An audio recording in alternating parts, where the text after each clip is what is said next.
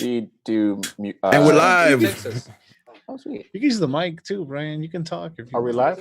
Yep. We're live on YouTube right now. What up, everybody? A little different than a regular Straight from the Stand show, but we're gonna handle it the same way. We've got about 5 to 10 minutes to get people come in.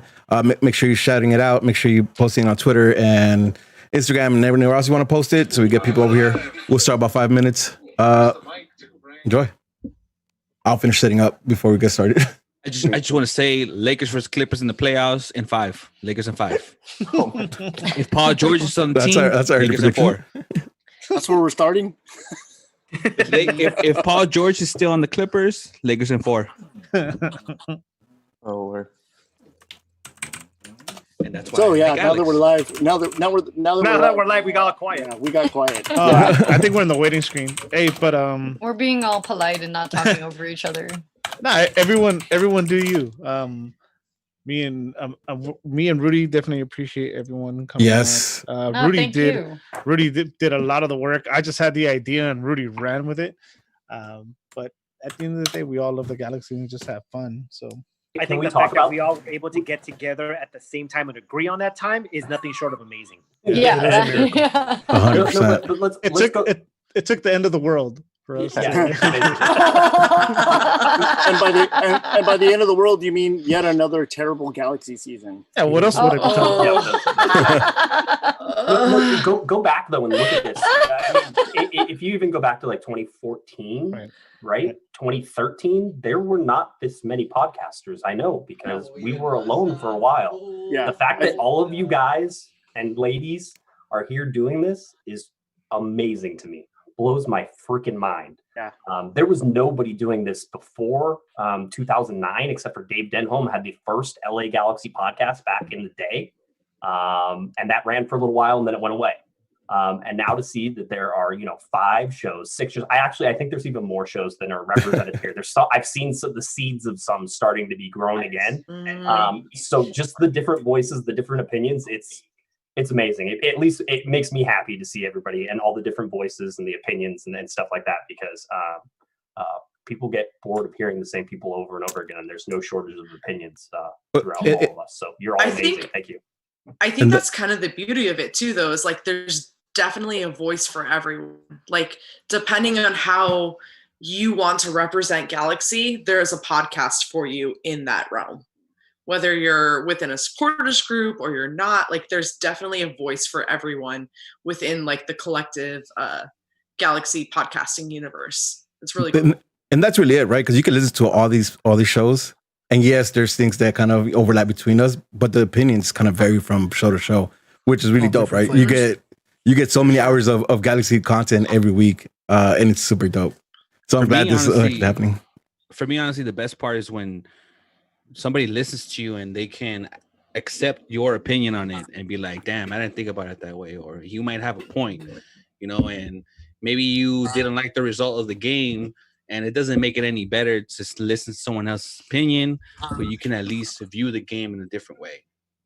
Yeah, and vice versa, right? And vice versa too, because I've been made change my opinion by some of the listeners, right? We have conversations, and that's the beauty too. The conversations you have based on something you said, and then they change my opinion. I'm like, you know what? You're 100% right. I'll go on the pod the next weekend, kind of shout them out for changing my mind. Yeah, sometimes it focuses like my thoughts on things. If I'm listening to one of the other shows and a Squadcast goes in one direction, I'm like, no, that's not really the way I saw it. I think if I'm kind of an offshoot of that street that they were going down. So a lot of times, like you guys said, an opinion from one of the other opinions out there kind of refocuses my opinion on what's going on in the Galaxy, even more so than my co-host, because my co-host I just want to argue with them all the time. I think also what's great is that each of the podcasts approaches things from a very different angle, right? So it's, if you want like a certain type of response or a certain type of analysis, you go to one podcast versus another. We all have a very different way of operating that speaks to a lot of different fan perspectives. Excuse me, Dave. We're never wrong on the show, so. Well, only when Ben agrees with you. Then that's I know for sure you're wrong. Yeah. That's where we're for sure wrong. if you had to answer him, I don't know. If you want an impassioned felt speech compelled. with theatrical music behind it, you go to Squadcast. Yeah. Oh, listen, that's clutch, right? Yeah, certainly Tucker is one of those personalities that, like, whether he's wrong or right, and most of the time he'll tell you he's always right. He commands the attention, and like it even there was even a point in time where like it kind of bothered me a little bit almost, where I'm like, this guy, man, he just wants to pontificate. Oh, geez, he's got a good point. Oh, that's smart. Dave, I've known him for 13 years now, and it doesn't get easier. It's still like, do stop. Hey, Like, Chad. It's the Always Sunny rule. You just yell the loudest, and that's who wins the conversation. Yep. That's the chemistry here too. Hey, Chad, let us know if everything's sounding right, everything's looking right. Let us know if you see anything that I didn't catch so far. And I'm step out real quick. Just if something. Yeah. We're not making sense. I know that for sure. But everything's sounding good. Everything's looking good. Please let us know. I gotta step outside for a second. We're back. I'll be buzzed after this beer. I can feel it. The chat is asking if we're gonna hear some war crime stories from Ben tonight, since it is a Wait. special podcast. Wait, so where are we live so I can go follow the chat? Straight from the stands. Straight from the stands. On the YouTube channel? On YouTube Okay. channel, yeah. Okay.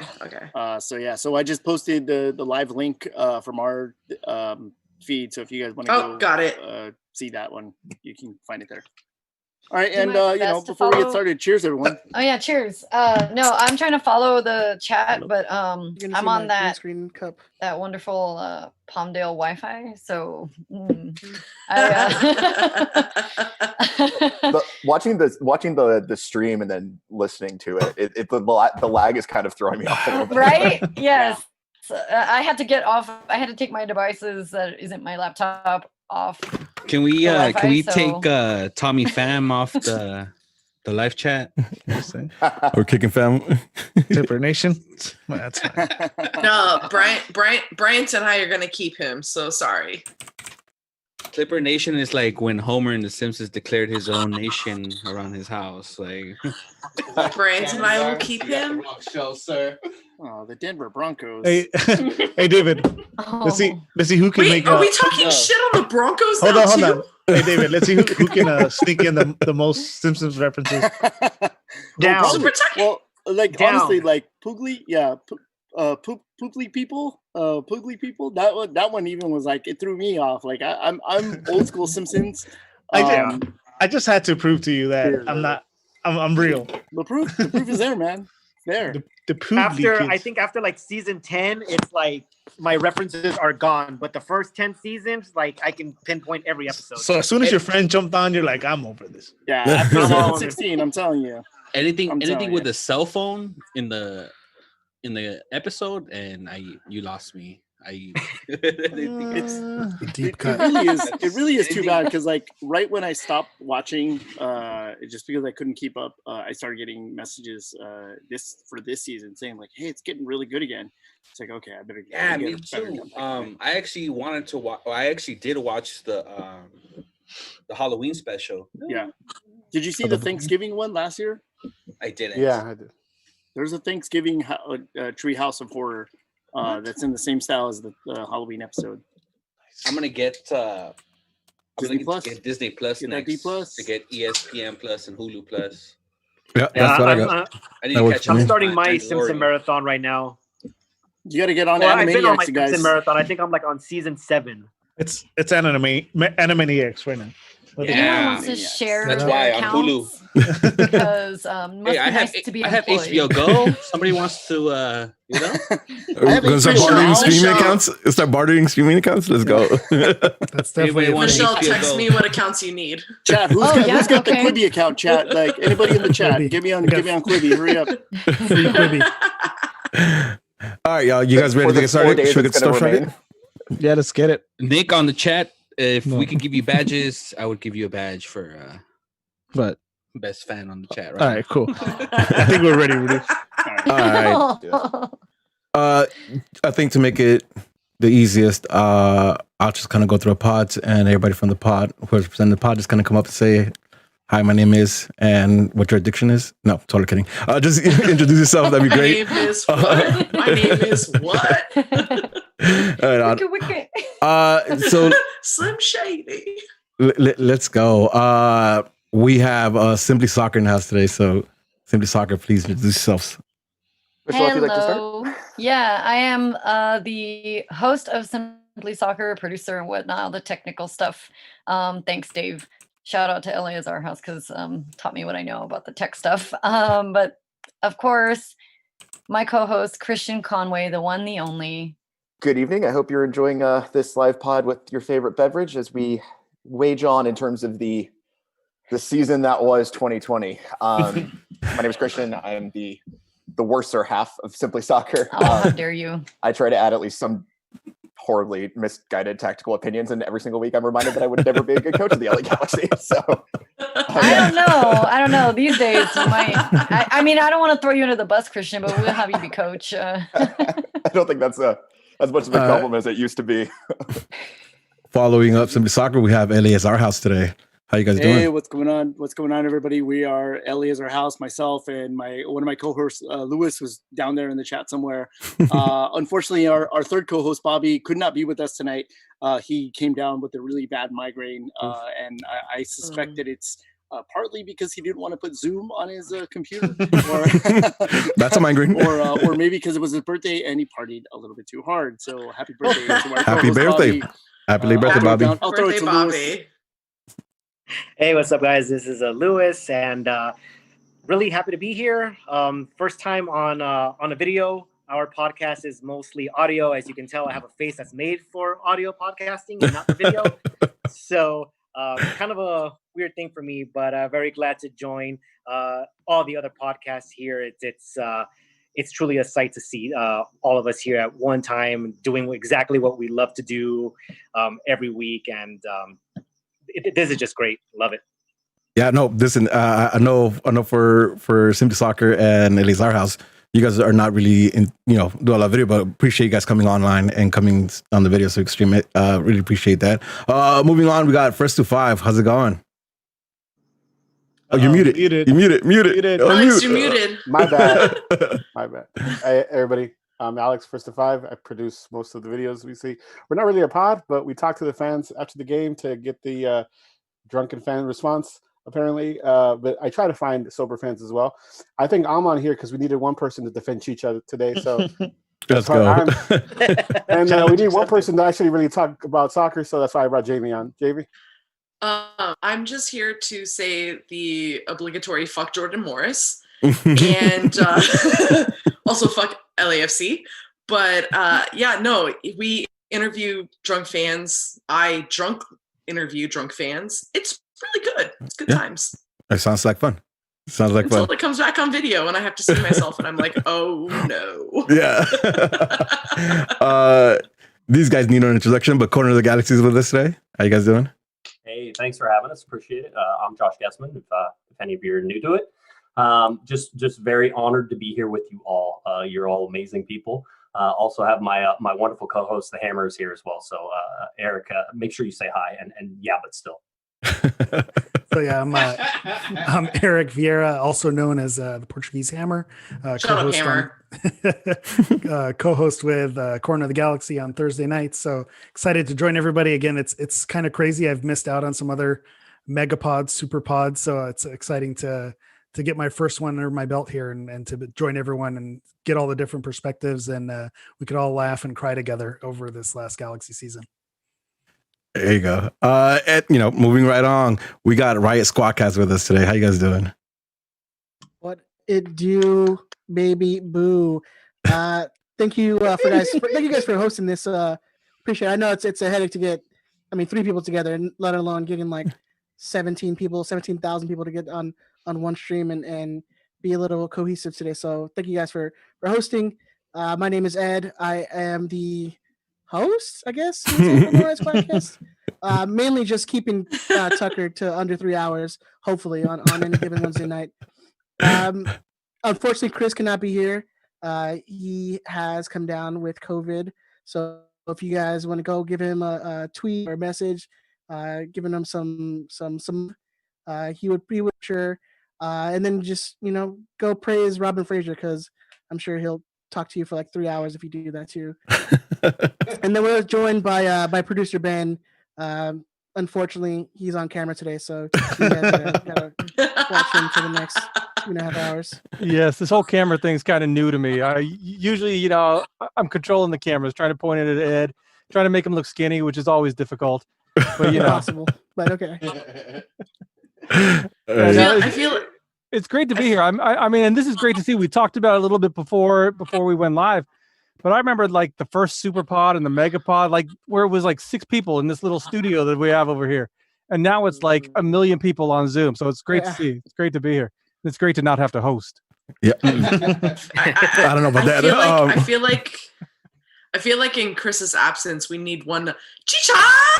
I mean, I feel like we're gonna do that at least 20 times in this episode. So great. And it was brought up. And we have, of course, we have our best friends, Nagnews in the house. How you guys doing? We love you. Nice. Way to talk us up. Familiar with being last in the podcast world, but thanks for everyone for being here. We're excited to be here. Like Rudy said, we are News Across the Galaxy. We talk obviously all things LA Galaxy. My name is Eddie, and I'm super excited to be here. Spenny is right next to me. Say what up, Spenny. Yay! And we had to give ourselves a chance, so we took the beautiful Brian off camera, but he's here around. What it do, baby? You sexy motherfuckers. I miss his face. Put him on. Say that was the first misstep of the night. Yeah. I miss his face so much. And as you know, guaranteed with Brian. Come on. Give him a look. Give him a look. And as you know, we're straight from the stands. Straight from the stands. I'm Rudy, and I'm Smarts across all socials with my man Masa, the man with the facts. Masa, how you doing tonight? What it do, baby? I'm just here so I won't get fined. I miss my boy Angel and I miss my boy George. Well, it's 2 of us. Seems like we're all here. We're all here with some of us missing, but we're here. I know Angel's in the chat, so we're good there. Oh yeah. No, he's definitely loud in the chat. So I'm glad there's somebody there. But again, thanks for coming through. Thanks for joining us. Thanks for giving us some time on your Sunday night. It's really dope. The fact that you guys all signed up to talk about the Galaxy's 2020 season for a couple hours, it's kind of wild. I didn't think we were gonna have this many people just because season's over. It's kind of time to not talk about it. But we're here. We're here. So I want to start off with this, right? When the season was about to kick off, I looked at the roster, I looked at the team, and I was in high hopes. I really felt like, okay, this bunch of players seemed like they could figure it out. On paper, they looked like they could do something. And that, hindsight, retrospect 2020 and all that. But at them, before the season kicked off, I thought it was great. Where were you guys at before the season kicked off? How was that for you guys? Were you guys in the same boat? You guys questioning what was going on? I think we were all mostly on the same boat. I mean, I think we had that first Megapod after the Victoria Block Party, and we were all talking about how we can build on 2019. We made the playoffs for the first time in after 2 years absence.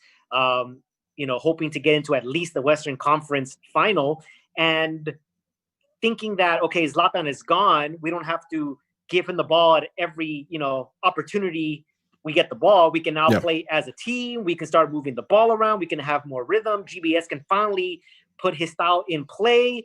Pavon can set up chicha the whole time, and he can have nothing but tap-ins. And then the season started. Yeah. Well, listen, before we get into season start, I just kind of want to get some preseason thoughts. Simply Soccer, somebody shoot me your thoughts on before the season started. Yeah, I'll start us off. I was actually cautiously optimistic. I think Christian feels the same way in terms of, you just had, we're going to talk about Katai, right? Like, you had so much optimism, and I'm not a Chicha fan, so I was already like not sure how things were going to go once Zlatan was gone. But cautiously optimistic. You are excited. You're like, this is the beginning. Like, let's shake off everything else and let's move forward with this. Christian, go ahead. Well, I also think, you look at what had happened the season before, the Galaxy make a playoff, they win an away playoff game, which in this league is kind of an albatross thing that happens. It's very rare. And then, obviously losing Ibrahimovic was changes the way that we look at how the Galaxy were going to operate. But I think a lot of us did feel that, making a bet on a 39-year-old dude on a, torn ACL and LCL, like that's a big gamble to make. Like, so maybe that's a smart gamble to kind of just say, all right, well, if it doesn't work for us, it doesn't work, but at least we're bringing in Chicharito. And you watch that video, that vlog that he has, that weird relationship vlog that he's got. Yeah. That's so weird. Yeah. But he delivers that one where he calls his parents, right, and says, I have so much more to give. I believe in this. Like, I believe I still have something. And you just felt this is the environment for him. Like, the biggest club in MLS, he's arguably the biggest player Mexico has had. Like, arguably, I know that's an argument, but he's in there. Yeah. Just felt GBS finally had some of the pieces that he needed. And, losing Fabio Alvarez was kind of a bit of a disappointment, but he gets, like a lot of, he's got the midfield he wants. He's, it just feels a little bit more balanced. Yeah. I didn't think we were MLS Cup contenders, but I definitely could have talked myself into it. But I did feel like playoffs were the base expectation, and playoffs had to be the base expectation. And that was kind of where I was going into the season. Yeah, I had similar thoughts. I know some of the boys, and I'll let Masa talk for himself in a minute about this. They didn't feel the same way, but I also know the NAC boys, they had thoughts on Chicharito from the jump and how the season was going to go. So preseason, what were you guys' thoughts? If you guys can remember that far, because it's been like 3 years since it happened. I trusted in the fact that Pavon can provide service to Chicha, but besides all of that, I felt that this was the most complete roster that we had in about 3 or 4 years, because you had a proven general in the center mid with Jonah. We expected a lot more from Jonah this season. You had a legitimate right wing, which we haven't had in about 2 or 3 seasons. Mm-hmm. The defense was still questionable, but you at least brought in some experience with Insua, some league experience with Danilo, and I was expecting the defenses of other teams to be spread out with a player like Katai, dominating the right wing, Pavon getting his one-on-one opportunities against any defender. I'm going to take that. I would bet any amount of money that I can afford that Pavon was going to get the best out of any defender on the one-on-one. So for me, we had a more complete roster. We didn't have so many players on loan. We weren't borrowing players. We were signing a team to compete for a title. Well, yeah, the thing is, going into the season, I was optimistic because I totally rid off Zlatan being that crutch, and I thought, this is GBS's team now. He's gonna come in, implement his style, and we're gonna be the team to beat.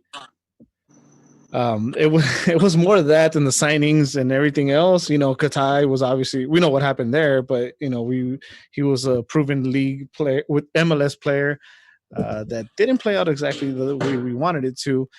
But yeah, it was mostly the GBS had me confident. I even was ready to give Chicha a chance, as much as I didn't want him at the beginning. I thought, simple temp. It's just like everyone probably thought he'd get from Pavon, but yeah, that didn't go. Yep, we've seen that. Riot Squadcast. What do you guess? I think Michelle had it perfectly. I think that's what we were talking about in the beginning of the season is, cautiously optimistic. You see, they really didn't do much to improve the defense. I mean, they brought in Insua. And that was pretty much it. I think no one really thought we would get what we got out of. I'm sorry, excuse me. I didn't think we got out of like Depew and Araujo. Like I don't think anyone really saw what those guys were gonna, come out and amazing for us. And then midfields, you had Jonah, who coming off last year, you're like, all right, this is gonna be his year. He's gonna show that he's gonna be the best, center defensive mid in the league. And then we saw that was a disappointment. I think this season can be summed up in just disappointment. I mean, you had disappointment from Chicha, you had disappointment from, the front office, you had disappointment from just letting in goals. Yeah, it was just and then this is a season of disappointment. I think that's kind of the you can sum it up that way. I think that's perfect into it too. Yeah, no, I think going into it, I mean, there wasn't anybody on the show who didn't think that we weren't going to make the playoffs. Everyone thought the playoffs was a shoo-in. You know, I mean, nobody figured we would miss it as bad as we did. Yeah, no, not at all, not at all. First to five, hit me with something. Now, I really thought Pavon was going to have I think I called it on the last Megapod. I thought he was going to MVP this year of the league. I thought that now that it was Zlatan gone, it was going to be his team. I think Jonah was going to, step up leadership more, and we were going to get a lot of, balls from the right and left to Chicha for tap-ins. I thought that the worst that could happen was us losing in the first game of the playoffs. I really didn't see I thought the style of play was going to change with GBS was going to implement his style, which now I don't even know what that is anymore, which I thought I knew in the preseason. And it was going to be, I thought our defense was going to let balls in, but I thought because of the play on the wings, getting the ball to Chicha, we were just going to score more. I don't know. What do you think, Jamie? I agree. I wrote an entire blog for MLS Aces podcast about the drama in my own life of being a fan of Galaxy, but not a fan of Mexico. And the whole Chicha, I was a fan of Manchester United with Chicha. Then I hated him with Mexico. And then I was like, you know what? I think I'm ready to love him again. Let's embrace this. Let's just go all in. Let's be all in on Chicha. I was ready to go. Like, I really thought that he never going to be Zlatan level, never going to have 25 plus goals, but I thought it's good 15 to 20 maybe. Gonna have a good time. We're gonna cross on the ground to a 5'9" striker. I thought we were good. Yeah. But we saw how that went, right? Missing anybody? How many of us thought that Chicha wasn't going to get less than 15 goals? Who thought he would get less than 15? Yeah, no, we were seeing 20 at least. I thought he'd be riding 15.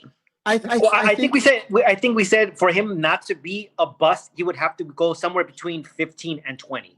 That's what we had said. That's where I just want everyone to know that's where our hopes were. Yeah. And a minimum of 15, hopefully. Yeah. But I think also when you don't have a guy like Zlatan who is definitively your goal scorer, you're not looking for anyone else to contribute. You're only going to him.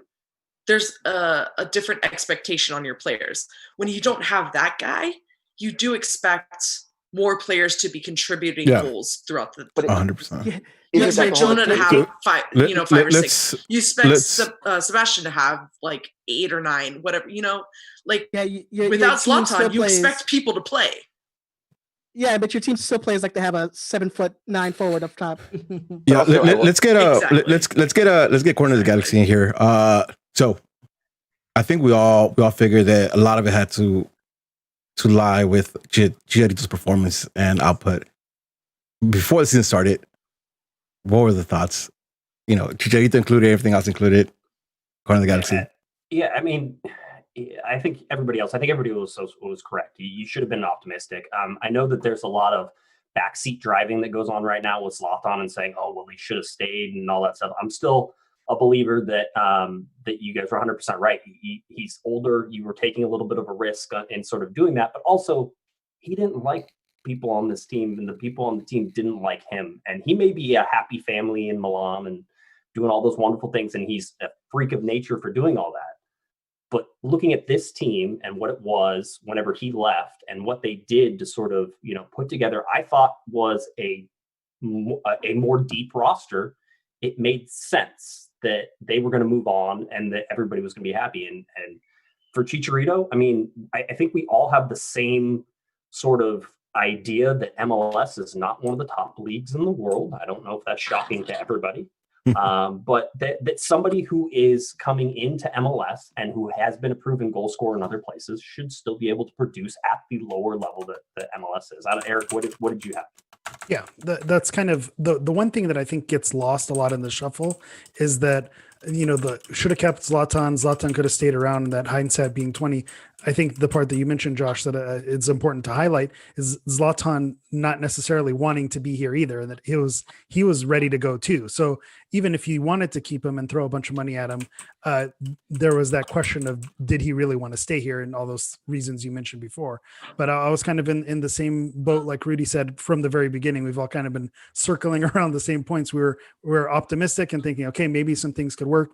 You knew you were never going to replace the goal production, but at the same time, you were hoping that other players would step up, and it just didn't happen. Pavone, we were expecting big things because you didn't get him for a full season last year, so you thought with a full season he's going to have time and he's going to really going to wreak havoc. And he had a decent year, but he just didn't have the support.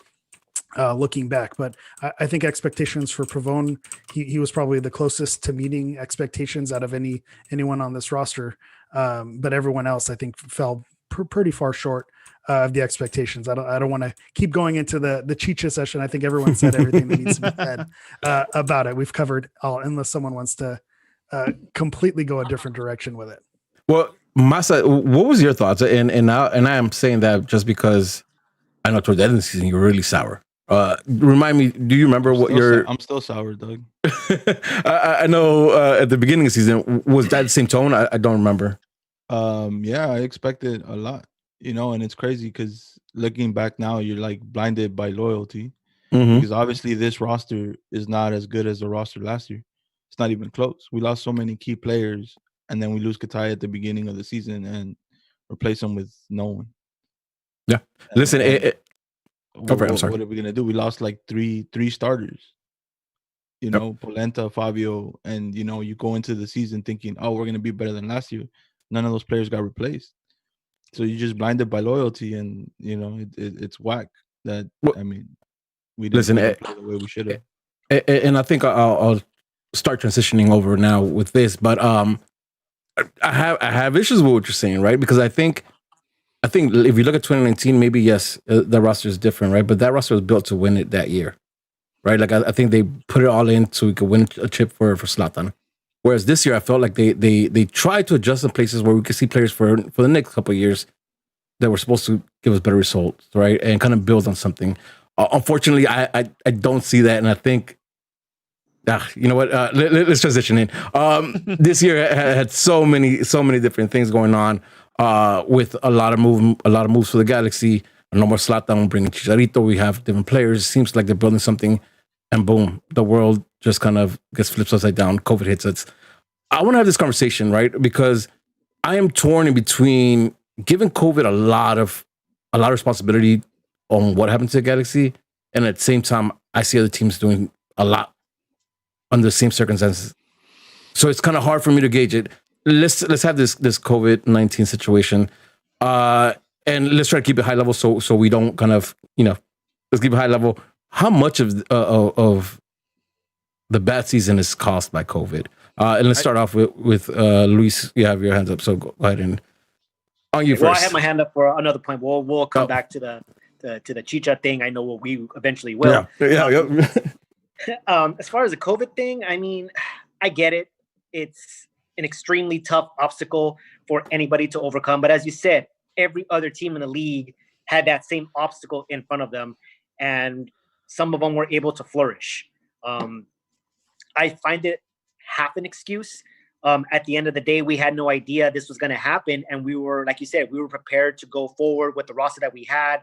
We thought we had a better roster. We thought we had a more complete team from top to bottom. So there was really no excuse. But before the whole COVID thing happened, as for me personally, I lost faith in the team on the home opener, because the home opener is when I felt, you know what, I'm seeing the exact same thing as I saw the previous year, maybe even 2 years, and nothing has changed. And that's where I pretty much lost faith in the team, in the coach.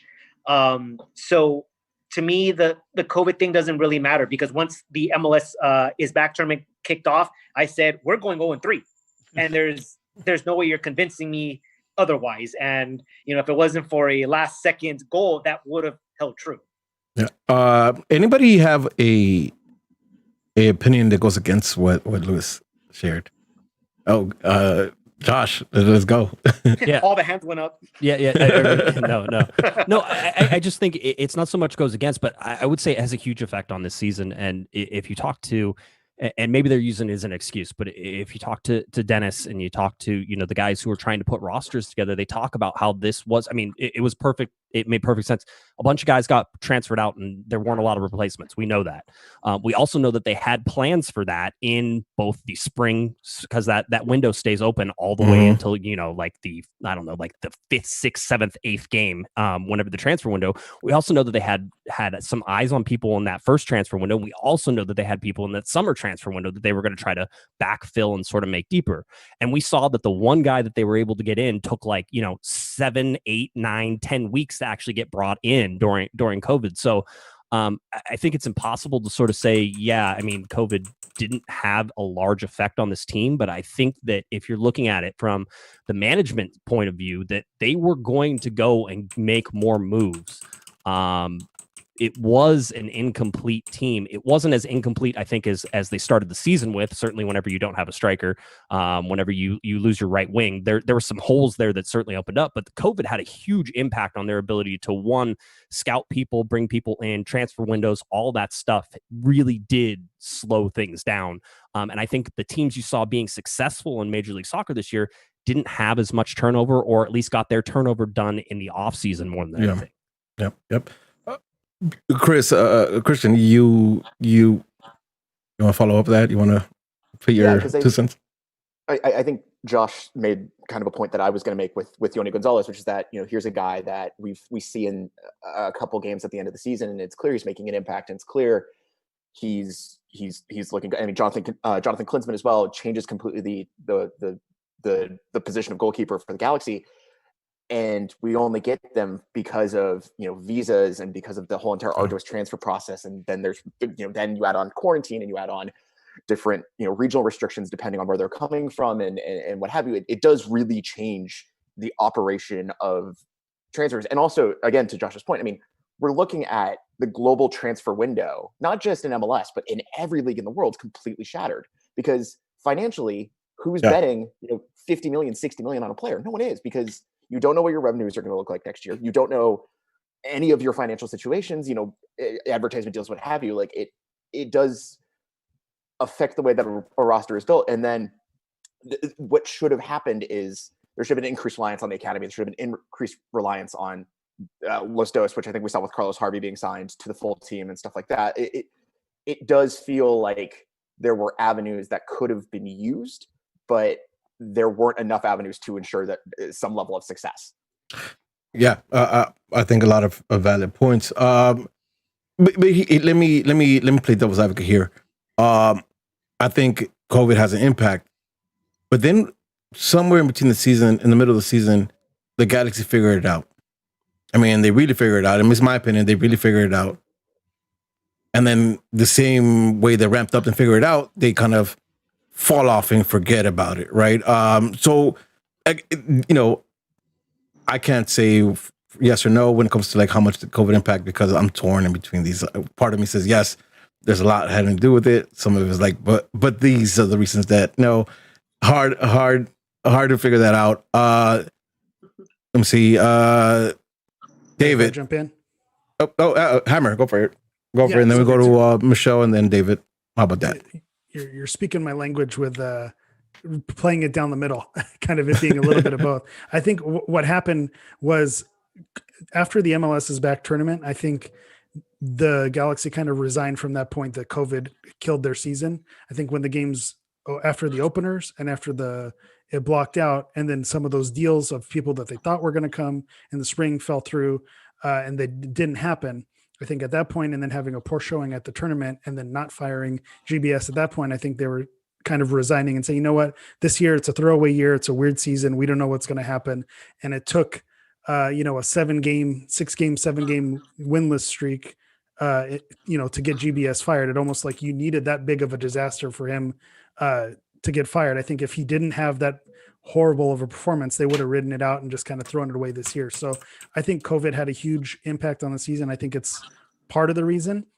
Now the question on should it have? or should it not have? I think that's a different question altogether. But I think somewhere after the MLS is back tournament, even though they did go on a good run, I think it's either the front office or Dennis, or there was some kind of bargaining that they made themselves that the season was going to be a throwaway. I think, somewhere in the middle of the year, they realized that just this was not a year that the big things were going to happen. Yeah. And just to kind of lay the groundwork, Yoni transfers and GBS is firing. All things we're going to touch a little further. I just kind of want to talk about COVID for a second. But Michelle, go ahead and speak your truth. Yes, thank you. No, everybody's made really valid and really good points, but I contend that the good streak that we had, I love my team, but I got to criticize them where it's due. I think, as they should, and as other teams in MLS show you, that they'll punish you when you make mistakes. And the Galaxy at that time, JDS was out on injury and they had to figure out something else. And I contend that they were playing teams that were sucking too while in the bubble. So it's hard for me to assess and to say that the Galaxy were doing well when you also have the fatigue of playing like the same teams over and over. Not to say that COVID, of course, didn't have an effect on everybody, but again, you're just looking at GBS's reactions during that cup, where he's sitting there and it's a meme now. I mean, there's so many memeable moments on this team now, but you have GBS sitting there just like rubbing his face and like just looking super defeated. That is not the face of a coach. That is not the reactions that you want from somebody. I don't care if they're playing in a bubble. I don't care if it's COVID times or regular times. That is not the way. And I think that by then, you start hearing rumors that GBS had lost the locker room, and it just starts to be evident in that case. And I don't know. I don't think it's an anomaly. I'm sure that Christian and I had many points on our pod about how the Galaxy had figured it out and what was working at that time. And then that's exactly what happens when you're worried about. It's like, that Yoni is going to be a great guy. That Jonathan Dos Santos, is going to come back in, and what's going to happen to that chemistry now. And so that's what I think happened. I think that guys like Traore and Dunbar and Efraín got chances that they didn't normally have because other guys were out. So I think that there's a lot of things going on with this season, and it's not just to say that it's just COVID. All right. So I'm gonna have my first sidebar. As soon as David gives me his opinion, I got my first sidebar off of something Michelle said. David, go ahead. I'm gonna liven everything up and go with some super hot takes here.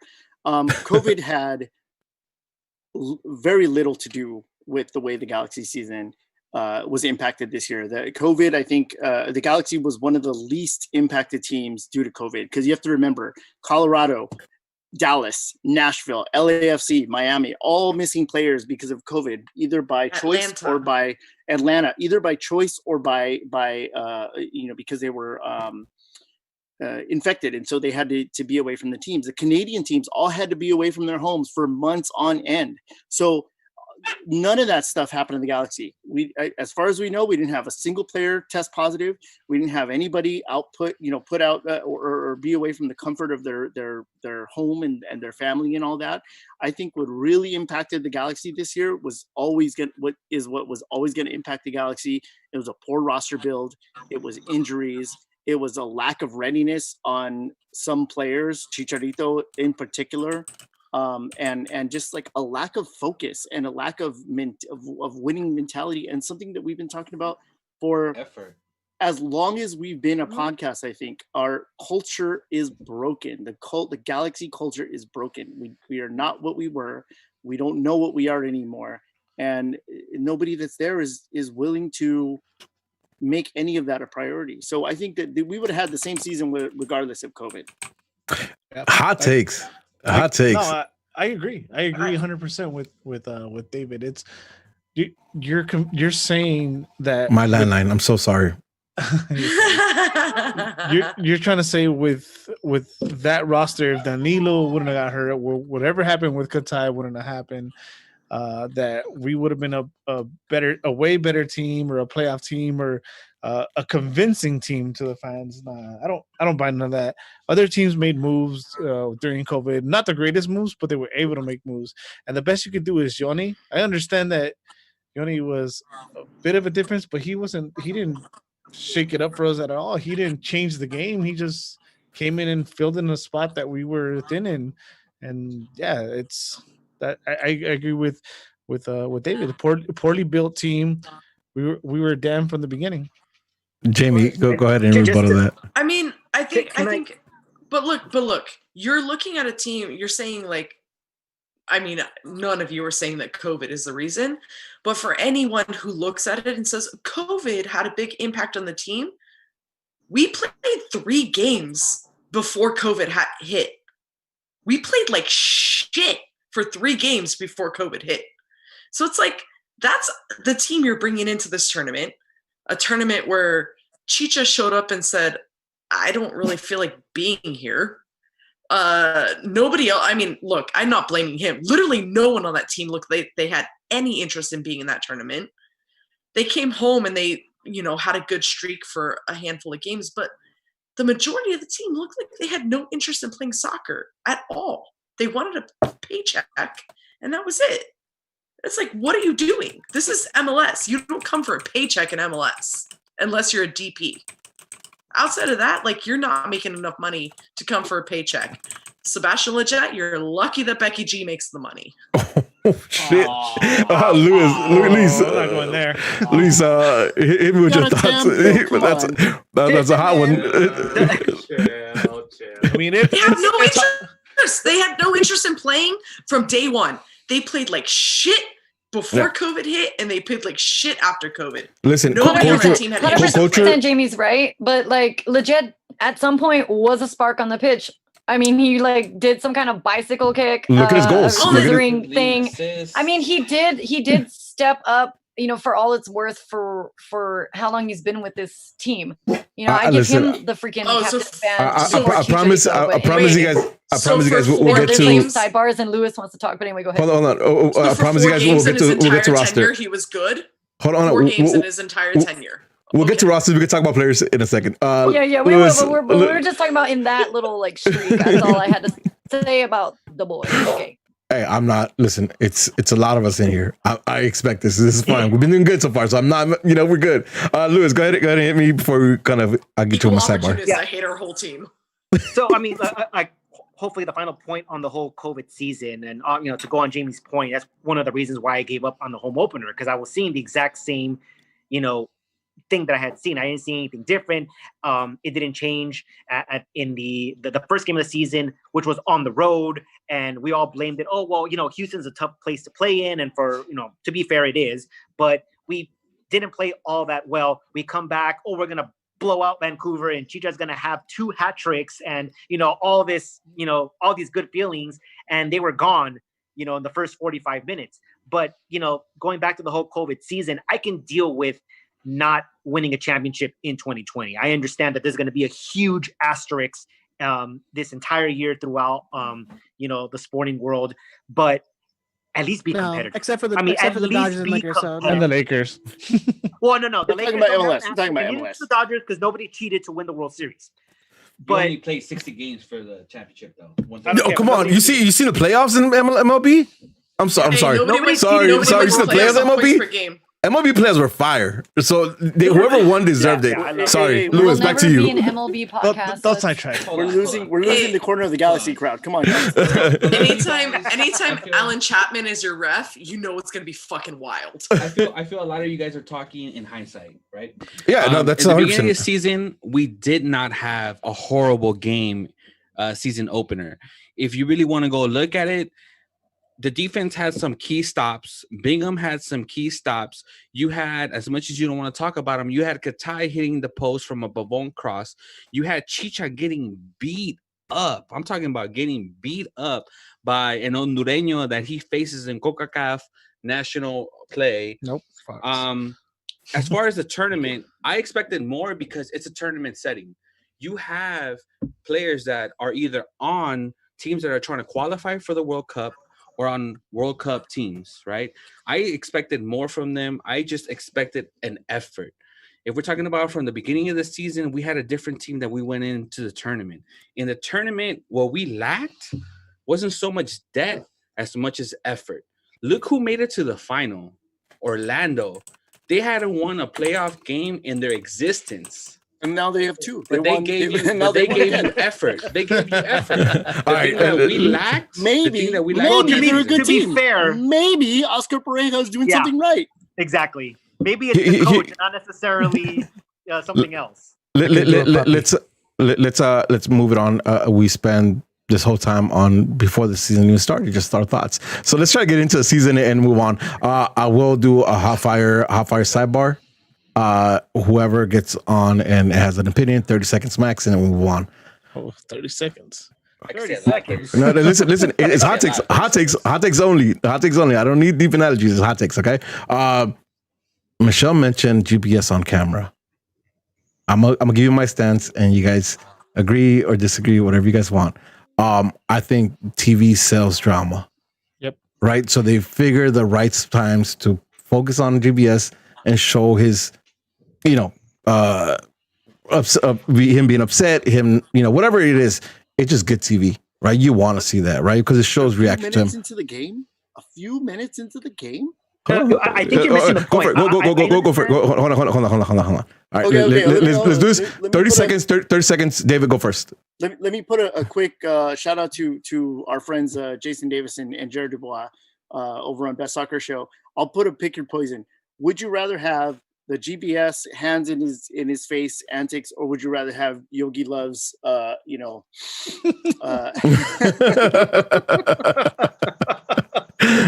both the bad. Both the bad. Come on, 30 seconds. Come on. Love? Winning is everything. Nag news. 30 seconds. Come on. Thoughts on GBS. Thoughts on GBS. Hold on. No. Not his coaches out. His antics on the sideline and what we see. We don't know what happens behind closed doors. We don't know if he's frustrated with the game or what's going on. For me, it was a matter of, in the past, we've had coaches that coached during the game. As calm as you may remember Bruce Arenas touched the chalk at the edge of his box, coaching whether your name was Landon Donovan, whether it was David Beckham, he coached you. For GBS, you had a 17-year-old player and an 18-year-old player that, as much talent as they have, you need to just throw little random reminders like stay in your spot, hold the position, hold the ball, instead of being in your chair like, oh, he's going to do what he's supposed to. You have youngsters on this team.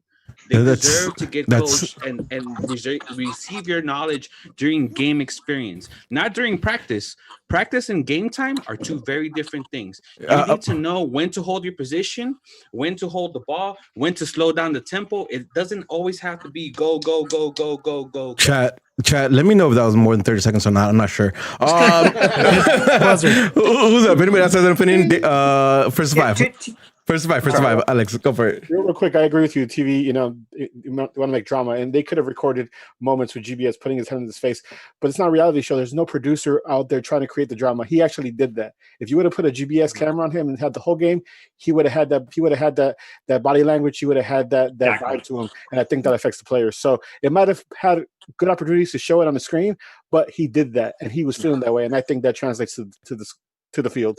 Let's go with exactly the what I was COG. gonna say. It doesn't matter if it's good TV or not. It still happened. He's still showing that to the players. And if TV wants to show that to the fans, let's be honest, we all felt that. As fans, we all felt that. And our morale went down even more after seeing something like that. I need 5 seconds. No. Hold on. No. You're not going. Let's go Masa and then let's do a COG. Let's COG crew. Imagine teaching someone the whole week to do something, and they come out on the weekend and they don't do what you ask them to. That is frustrating. One, if you're worried about what your coach is doing on the sideline and not focus on the game, it's because you're mentally weak. And that's on the players. That's my hot take. How can your moral go down because someone over here that I shouldn't even be paying attention to unless he's talking to me because I'm focused on what I'm doing on the field is going to affect me mentally. That shouldn't affect the player. COG. Josh or Hammer, whoever wants to go. Yeah, I was going to say, watching him at games and not watching it through television, I'll tell you that he was out in his box and he would get frustrated and angry and stuff. He would also go back, and after he was frustrated and angry, he would go and sit with his hands on his face, and then that's usually when you would catch other things. So, yeah, TV sells drama, absolutely. He was frustrated. I think that the way he coaches and the way some other people coach is different. I also think that there was a real somebody hit it on the head, which was there's something to the fact that I think GBS thinks players are better than they are and know more than they are. And I think that his coaching style is to let players be players. And that didn't always work for him. So interesting. That's mine. Eric. Yeah, and then so similar to that point, I think after GBS was let go, there were some of those rumors that went out that the players weren't necessarily, knowing what to do, that he kind of just rolled the ball out and made it go. So to Maz's point, where imagine training guys all week and then they don't forget what to do. That's also if they're not doing it, then the manager's got to say, hey, stupid, look what I was telling you all week, do that. You need those reminders, and you have someone like, Piojo, it doesn't have to be nonstop 90 minutes doing the dance on the sideline, but at the same time, when it's not going your way, you do need to step in and intervene and give those reminders. So it's kind of that in between. It sucks that it happened and that he got caught out like it, but he wasn't like that all the time, but it still happened. So I see that point of it, and it is embarrassing when it goes back and that becomes a meme, and that's your team and that's your guy that you're supposed to be with. Listen, I think just as the LA Galaxy fan base this is a split conversation, right? Some of us think it's not even worth it. Some of us think it's a big deal. Before we move on right now, if we're not speaking, can we go on mute? There's some feedback coming through, and when we take this out for audio, I kind of want to remove that. So if you're not speaking, could you please go on mute to make sure that we don't get that feedback? All right. So everything we talked about so far is coming into season before the season started. Let's move on to the season, and let's try talking by pods. So if I call on Michelle go, and Christian goes. Same thing with Ed from Squadcast. If you go, then you and Ben go, so on. But let's talk a little bit about the 2020 season, right? LA Galaxy ends up playing 22 games with 6 victories, 12 losses, and 4 ties. That, my friends, is a bad season. I don't think you can spin it any way. That's a bad season. Let's go ahead and kick it off with first to 5. Give me your 2-minute elevator pitch about what went wrong this season, in your opinion. Everything. Even if end of the show, let's go. Even if COVID doesn't happen, I still think we're on this pod right now talking the shit about how bad our season was. I think, to Matt's point, I do think the players didn't follow or some of GBS tactics. Maybe GBS wasn't doing a good job in practice to get those tactics across. I did think the team was lost. Our defense was bad. Chicha, as much as I defend him on Twitter, Chicha sucked really bad. And Jamie, what do you got? Yeah, a lot of that. I mean, even without COVID, we were not going to be good. After what we saw in the first 3 games before COVID hit, then we saw what happened in the tournament. We were not good. We had a little little charge, but at the end of the day, it's like they had to change the rules for MLS because for playoffs, for points per game, because a team who played 5 games less than us was still ahead of us in standings. Yeah. I don't even know where to go. I don't know where to go. Everything was garbage. Our offense was garbage. Our defense was garbage. Our midfield, which has been our strong point for the last few seasons of bad seasons, was so bad. Our midfield was so bad. Yeah. I just have nothing good to say about our entire season. Which doesn't make sense, right? Because on paper, you look at the midfield, and it's one of the areas where you think we don't have a problem here, right? At least personally. Listen, hold that thought, right? Because I definitely want to talk. I have a lot to say on that one. I have a lot to say on that one. That should be a good topic. Let's go there. LA's our house. Talk to me. What went wrong? Look, the reason that GBS looks so frustrated on game day is simply because in practice, I'm sure the offense looked better because the defense was terrible. And I'm sure the defense looked better because the offense was also terrible. So having that all come into play, that's the root of the problem, right? Is the roster build is bad. We had a bunch of short-term players that came in, didn't really make a difference. They didn't stick. There's no sort of upward mobility in terms of the players coming through. A lot of the times I felt like when players would come in from the lower, from G2, they'd come in, and a lot of times they were the onus was put on them to make something happen, to create something, and that speaks to the leadership on the team, the way the roster is built, the way the coach sets them up. I mean, all of it. It's hard for me to pinpoint exactly what went wrong in the season, but it wasn't COVID and it wasn't Chicha. He was bad. Don't get me wrong, but that wasn't the reason. Lewis. I mean, I don't think you can really pinpoint to one thing. There's a lot of things that went wrong in the season. I mean, I guess maybe the easiest thing to say is when you took Zlatan out of the equation. A lot of people will say, look, Zlatan single-handedly, won you all the games that you did. He single-handedly took you into the playoffs and won you that playoff game. You got as far as you did because of Zlatan. You take him out of the equation and you can see all the, the holes that this team, that this roster had. And that obviously falls on not just the coach. It has to go higher up. It goes much higher up and how you're building this roster. And, we said, look, you can replace Zlatan with, Chicharito. There's going to be a drop-off. Unless your name is Messi or Ronaldo, there was going to be a drop-off no matter what. But all the the cracks in this organization, all the cracks on this roster really, really came to the surface when you got rid of Zlatan. And, it was just a perfect storm in 2020, unfortunately. Yeah, no, I think, listen, I've been on my pod oftentimes talking about how Zlatan was bad for the Galaxy because it kind of cut their abilities to do things, right? Because he had to play for Zlatan. And I don't want to go into that again, but I mean, what's fair is fair, right? We saw how much weight Zlatan was carrying last year. Riot Squadcast, talk to me about this year's squad build or roster build and what went wrong in the 2020 season for the LA Galaxy. So you had where you lose guys in the offseason. You don't really replace them. You get a guy in Katai who's, hopefully the heir apparent to Alessandrini. So you have an actual right winger. We all saw that didn't work out because his wife is a complete idiot and those people should never be around the team ever again. Then you have, your additions in a Yanni Gonzalez, like, all right, cool. We finally got another right wing, and then they play him at forward for half the games that he's here. So, it's decisions like that you look at the coaching staff and you're like, well, what are you guys doing? And then it's we were told that these guys are drilled and they should be the most fit guys on, in the entire league. And,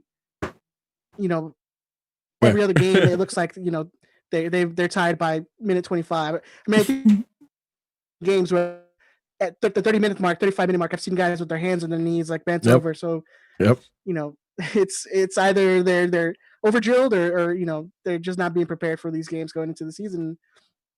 And so we'll see. Dom comes in at the end of the year and they actually look like they're a cohesive team. And so it's weird to say, but I mean, it's not going to get any better until obviously the front office has some changes or starts making better decisions. But I don't think that is the direction that those people are going to go into. So I mean, I think we can find realize that. Ed, I think you're totally right. I think that in regards to the coach can only coach what's in front of him. I mean, you want to know what went wrong with the season? It's the roster. Somebody, Ed, you can tell who it was. One of the guys in the Riot Squad moved away and gave Ed this big box of a bunch of stuff over the years. One of them was a roster of the 2014 team. And you go look at that roster of the 2014 team, and there isn't a single player on this team now that would start on that team. And that was only 6 years ago. Yeah.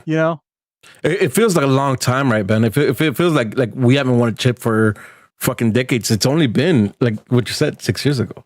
But the resemblance of teams is completely different. Listen, Ben, I don't think you get enough credit. I think you're the brains of the show, but that's my opinion. Let's move on to Simply Soccer. talk to me about this season. What went wrong, in your opinion? Like, if you could highlight 2 things that you're gonna say most of the way it goes here. What were those? What were those seasons? Michelle, Christian, whoever. Well, I mean, I give Katai and his wife credit for playing perfect right wingers during that time.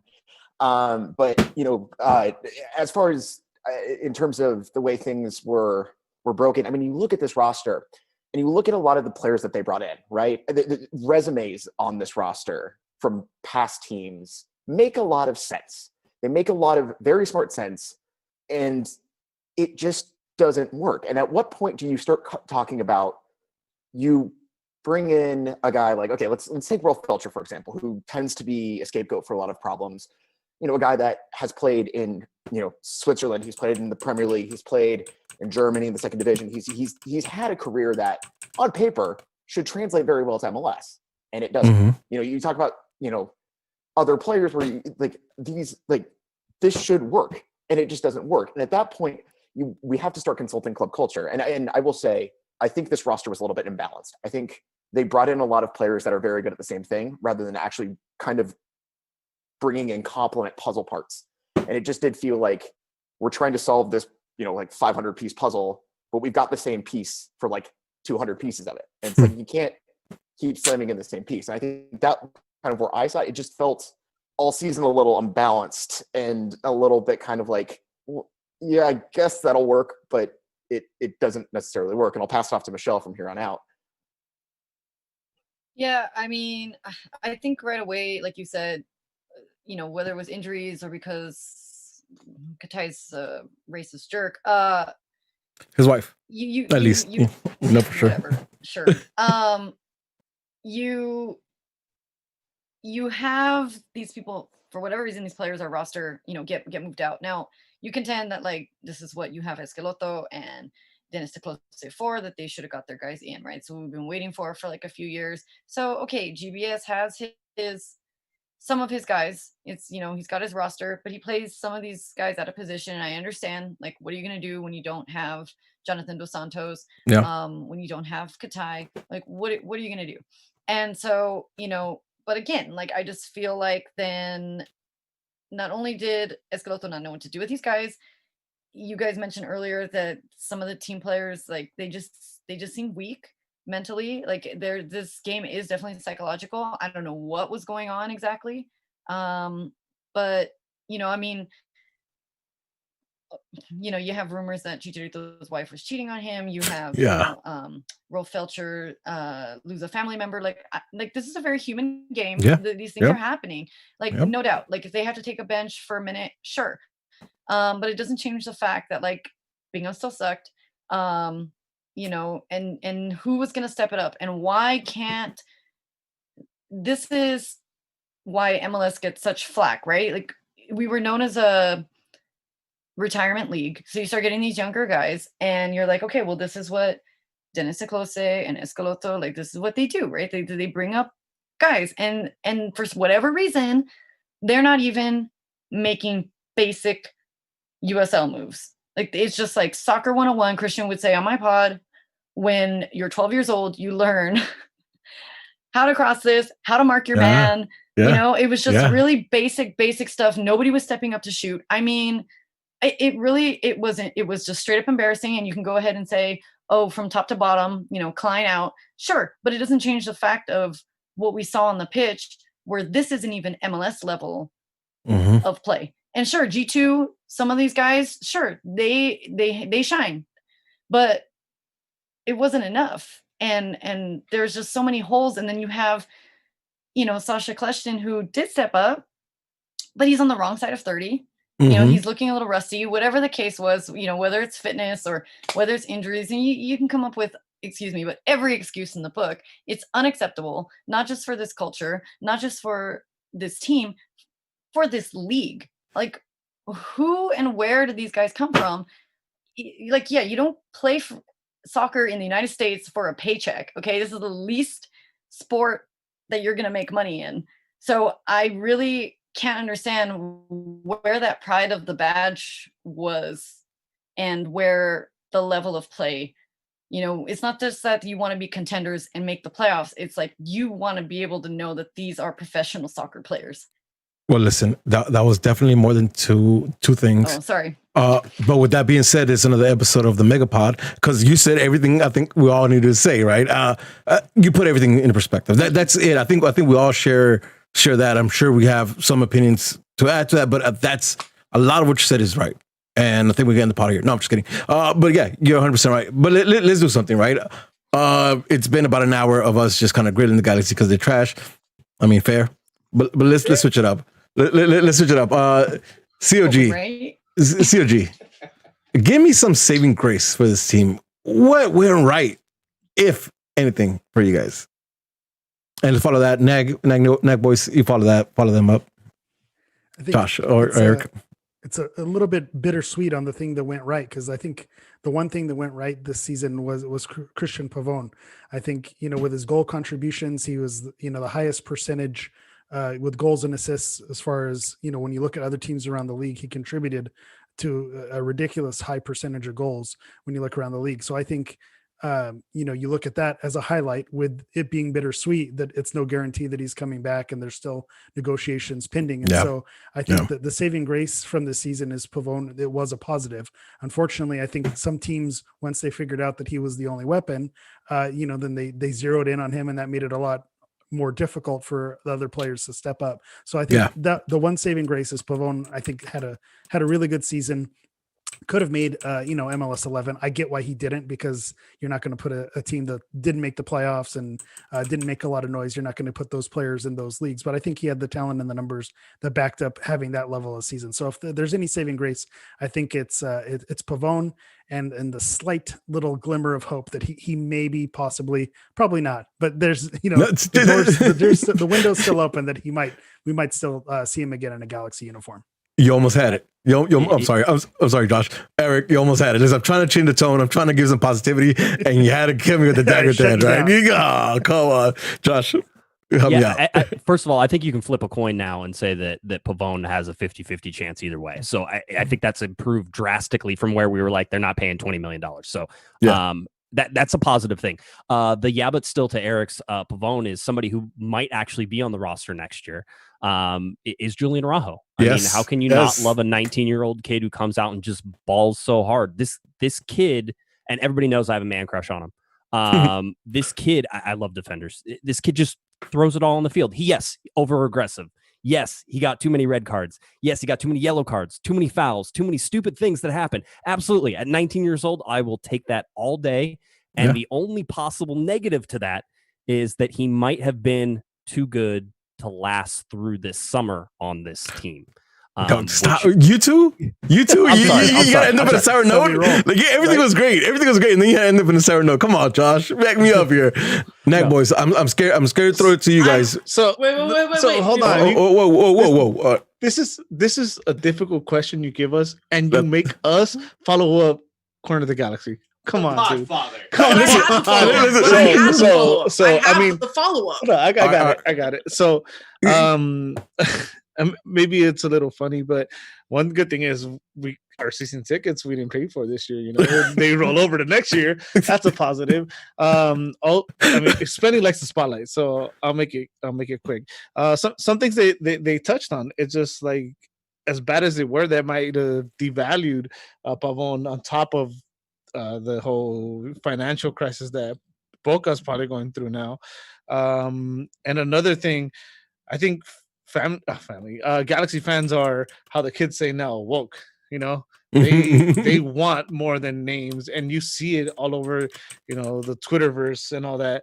I know they're not really positives, but Corner of the Galaxy pretty much touched on the actual positive, so I had to come up with whatever I could call it. Really, I'm sorry, man. Let me stick this beer real quick.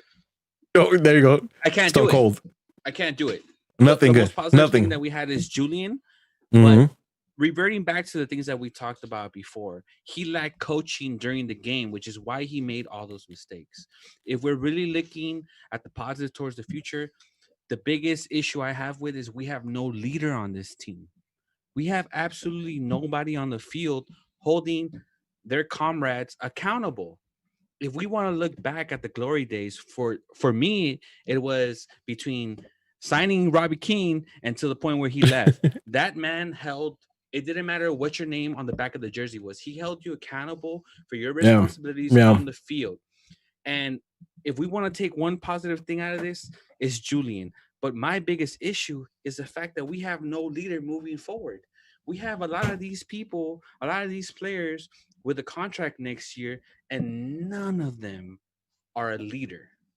Yeah, none interesting. Of them can rally the troops and lock down this team. Besides your coach, you want to play in. Don't go too deep into it because I'm having a leadership talk. So I don't want you to go too deep into it. I need this for that. I need this for that. So don't go too deep into it. 10% when you're in a team setting, you want that leader on the field, and this team doesn't have one at all. If you look at the contracts that are on the roster, there isn't a leader on the team for next year, and that's the most unpositive thing. I agree with you. That's why I keep spending a camera. So let me. I'm gonna give the next person I shouldn't give this to. Masa, give me one positive you take from this week. Come on, just give me one. You got to figure one out. My bad. Listen. I know who I'm picking. Masa, unmute yourself. Tell me. Give me one positive. I know you got one in there. Positive about this season is. Oh God. Maybe I don't know. Efra is not going to be anything more than what he is right now. That's my positive, and I hope that they realize that and they move on. So you did this. You did this intentionally. That's my positive. He's a USL player. He's a USL player at best. Mute him. Oh, listen, chat. Before I address Masa and maybe kick him out of Straight from Stands, I'm not sure. Let me address you, chat. I'm sorry I haven't been with you guys as much today. I don't know if you noticed, but I'm trying to figure this whole thing out. There's a lot of people I'm talking to, so I'm so sorry for not being with the chat as often as I usually try to be. But let's talk about sidebar number 2, Efra. All right. I think there's this polarizing conversation here, right? I'm in the boat where I think Efra is good. Efra has a lot of qualities I really, really like. For one, his vision, he can see the game really well. I think there's some maybe it's a little confidence issue there, where he doesn't take the pass when he needs to. He sees it, but kind of hesitates to take the pass there. I think there's things that he could grow into and become a really, really good cam. Not only in MLS, but just a really good cam in general. Somebody take me on and say no. Who wants this? Josh, go for it. Sell him. Yes, I was going to say get rid of him. I have not been a fan.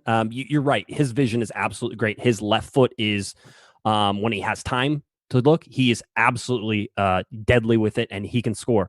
The problem is he's not fast enough, he's not strong enough, and he doesn't seem to have the engine or the want to be able to do it. And that's what I think you saw this year. He tried to make a whole bunch of changes, and I think you should say that maybe that plays out in a year. But with Matza, I'm with you. It was over this year. You could see it. He was put up against men when he is a man now, and it didn't happen. And I think the Galaxy move on. All right. I need somebody to back me up with Efra. Who's backing me up with Efra? David. I can't. I agree. Listen, man. Nobody backing me up? The Galaxy and Efraín are like a mule with a spinning wheel. Danged if he knows how they got it, and damned if they know how to use it. Efra does not fit the way the Galaxy plays. Same thing everybody's talking about. They don't want to lose him to the Mexican national team. The U.S. would have no idea how to use Efraín Álvarez. He doesn't fit in this team. He doesn't fit in this league. This is not the league for him. He goes somewhere else, I'm sure he'll do a lot better, somewhere less physical. But this is not the league for Efraín. All right. Last one before we move on. Go for it, Lewis. Lewis and then Christian. I'm sorry? Lewis and then Christian, just to wrap this up. So I will half agree with you. Masa. In that he has the good vision. I think he has the potential to be a better player than what he has shown.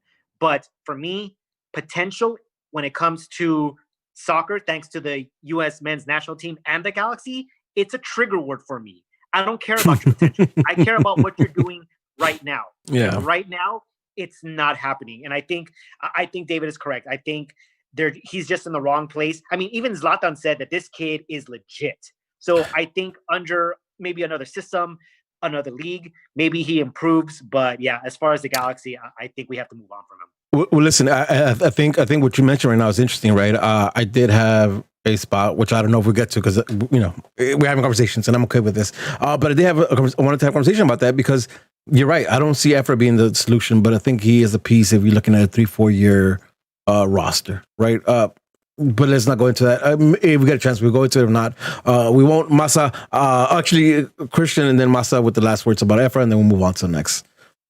I mean, with Efraín Álvarez, kind of the comparison is Gianluca Busio in Kansas City, right? Like that's kind of it's not necessarily a clean like for like comparison. And I know comparing players, and especially young players, throughout the league is always a little difficult considering the situations that they're in. But I mean, you look at Gianluca Busio, I mean, he's starting a playoff game today for Kansas City. He played 15 games this season for Kansas City, and he looked pretty good in every single one of them he played. If Efraín Álvarez was the player that we all think he is, or that we've been told that he is supposed to be, then Efraín Álvarez should have started at least 15 games for the Galaxy this season. He didn't. There's a reason why. He only played 720 minutes this year. No goals, 2 assists. It should have worked by now, right? Listen, we're talking about a team. We're talking about a team who lost 12 games and ended up with a negative 19 goal differential. Like this is not a team. Like I don't think any player could shine. Look at Pavone for instance, right? There was a lot of games where he looked under par. We know who Pavone is. Well, also and that's not what he showed. I think also with Efraín Álvarez, and I'll butt hook this point real quick. It's like if he's the player that we were supposedly sold on. And I understand there's late bloomer players everywhere. I get it. Every player's development path is different, and development, especially youth development, is a very tricky science. Mm-hmm. But I think we would have seen a lot more by now than what we've seen currently. And at this point, it might be time to cut our losses, to look at other players, it might be time to move on from the experiment. Fair. Masa, I'm gonna let you finish off, but I'll just say this, right? And I'll be honest with you, I'll be straightforward. I get a little defensive with that because I like him. So sorry. I apologize to every guys. I'm sorry. I get a little offensive. I must have. Go ahead. I just want to touch back to what David said about Efra not knowing how to use them. The same thing was said about Gio, and you guys were quick to be on Gio out. So it's Efra out because technically it's almost the same player. But Masa, Gio has a track record, and it wasn't that great Gio. Well, Efra too. Up to this point, he hasn't been. No, we've good. only ever seen him with one team. Exactly. Gio, we've seen him multiple teams do the same thing. But we've seen enough That's of the track Efra. record. We've seen enough of Efra to know Gio has an injury record. Listen, but we know that Efra is, from what we've seen from Efra, especially this year, because going back to what Rudy said, that this year was the year that the Galaxy were the trash, and he still couldn't make the 11. What does that say about Efraín Álvarez? He's not it. He's not it, and we need to move on. I started this Starbucks conversation by saying this is a polarizing player because he got people who, or maybe just myself, but who like him and people who don't, right? So I understand. Listen, I won't disagree or agree with anyone. Again, I rate him different than others. With a change of hosting, Lewis, you have a question for all of us. Go ahead, hit us. With regards to Efraín Álvarez, when you talk about potential, obviously there's some blame to go for the player, his lack of motivation or whatnot. How much blame can you put on the Galaxy for his lack of development? How about we do this? How about Squadcast? One of you guys take this one on first. I think you could put the complete blame on the Galaxy. Well, I'm not going to say complete blame. Most of the blame. I mean, that's their job, isn't it? G2's job is to develop players for the first team. Yeah. Did they bring him up too early, or did they just not? Did they develop him and say here, and then the first team didn't know what to do with him? I mean, you had this supposed great talent. It's supposed to be the greatest thing in the academy. I mean, they let 2 other guys walk to make sure they got Efra. One of the guys played great with the national team last week. So, I mean, I don't know. Whose fault is it? I think you put a little bit on each. I think Josh touched on it a little bit earlier when he said Efra didn't have the motivation to do it. And I think that's a big part in this league. First to 5. You think Efra is different caliber if he plays in a better team? Right, same LA Galaxy, just a better LA Galaxy. If you would have asked me at the beginning, sorry, go ahead, Jimmy. I'm not fully convinced because for a kid who did make a point of working extra hard in the off season, he lost some weight, he put on some muscle, he wasn't the same. He made a point to say, I'm not the same guy I was last year, and then went onto the pitch and showed he was still the same guy he was last year. His weight wasn't the problem, his speed wasn't the problem. He's not a bad player. He's just not a great player. Not good enough. He's just not good enough. And maybe he's good enough for another MLS team. Well, we're talking about LA Galaxy. We are the club. We are the biggest club in American soccer. Like, he's not good enough to be on this club. And I love the kid, and I hope that if he does go somewhere else that he thrives. But this isn't it. He's not it. He's not going to thrive here, and it's not good. And he hopefully will move on and do better. But he did everything he needed to do to be the guy, and he still wasn't that guy. No, I agree. Yeah, Alex, and I'm sorry. And just before we continue, go ahead and answer Lewis' question. So, is this on the Galaxy? I think I don't think it is, because I think I was sold high on him after Zlatan said the good things about him last season. But if you're gonna say that he had 11, he had a bad team around him. If you put a good team around him, he's gonna only be better because of the team around him. He had a chance to show what he had this year, and it was a lot more of the same. And going in before the season, I was expecting a lot of good things about him, and now I think we move on. Interesting. All right, listen. We could go on for a lot longer on what went wrong and all this, right? But let me try to move it along, and let's do some rankings. Bear with me here, okay? And just because I don't want to go back in, because we are go into the negativity trail. Let's start off with top 3 players on this roster for the season. Listen, I know that's a tough ask. But let's start with the top 3 players, and let's kick it off to Elias Arhaus. Start off with you guys. Give me top 3 players, either combined or individually. Up to you guys. You guys make the call. I'll start off. Christian Pavón, Julian Araujo, and Christian Pavón. Damn. Okay. Lewis. I have nothing to add to that. Love it. All right, Simply Soccer, give me top 3. Christian Pavón, Julian Araujo, and then I guess Insua, because he's the one who got Defender of the Year. Yeah, go for it.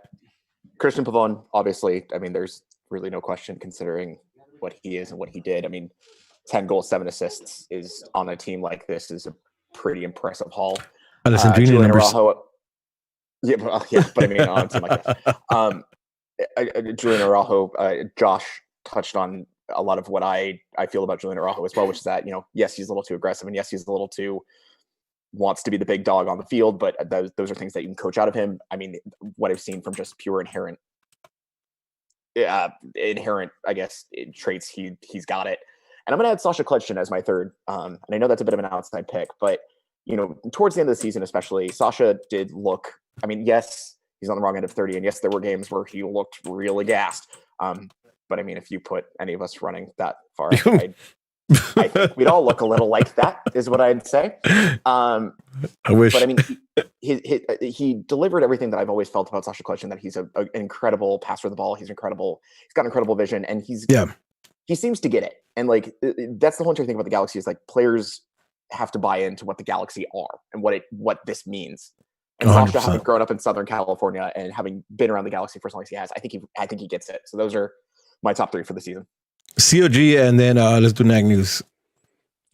This is the one question that I feel adequately prepared for. Yes, I actually ranked all the players. Yes. And so my top 3 rankings. If you haven't checked out Grading the Galaxy on cornerofthegalaxy.com, shameless plug there. But like, as far as total rankings, I had Pavón at the top, Leggett after him, and then Insua would be my third player. The only swap I would agree that Araujo, if you went like by per game average, you could sneak Araujo above Insua, but you have to give Insua credit for playing every single game and for not getting injured and being durable. I think he deserves credit for that. So I gave 4 for my top 3. That works. Cheating like normal. I'm gonna not disagree with Eric for once and just toss to the Nag boys because they got something on this. I'm sure they can hit Eric.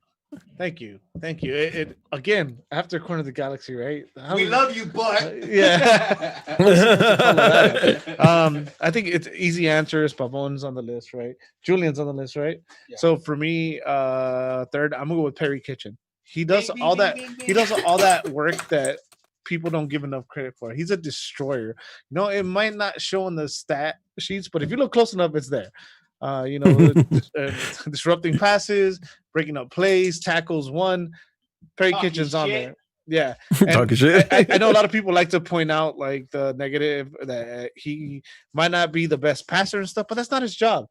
That's the job of the person we're missing, which is that number 10. Come check in and take the ball away from me so you can spread it out. So yeah, for me, Perry Kitchen's on that list. I'm gonna I don't want to go into it, but I'm going to disagree with 2 and 3 from Corner of the Galaxy. Obviously, my number 1 is obvious. My number 1 is obvious.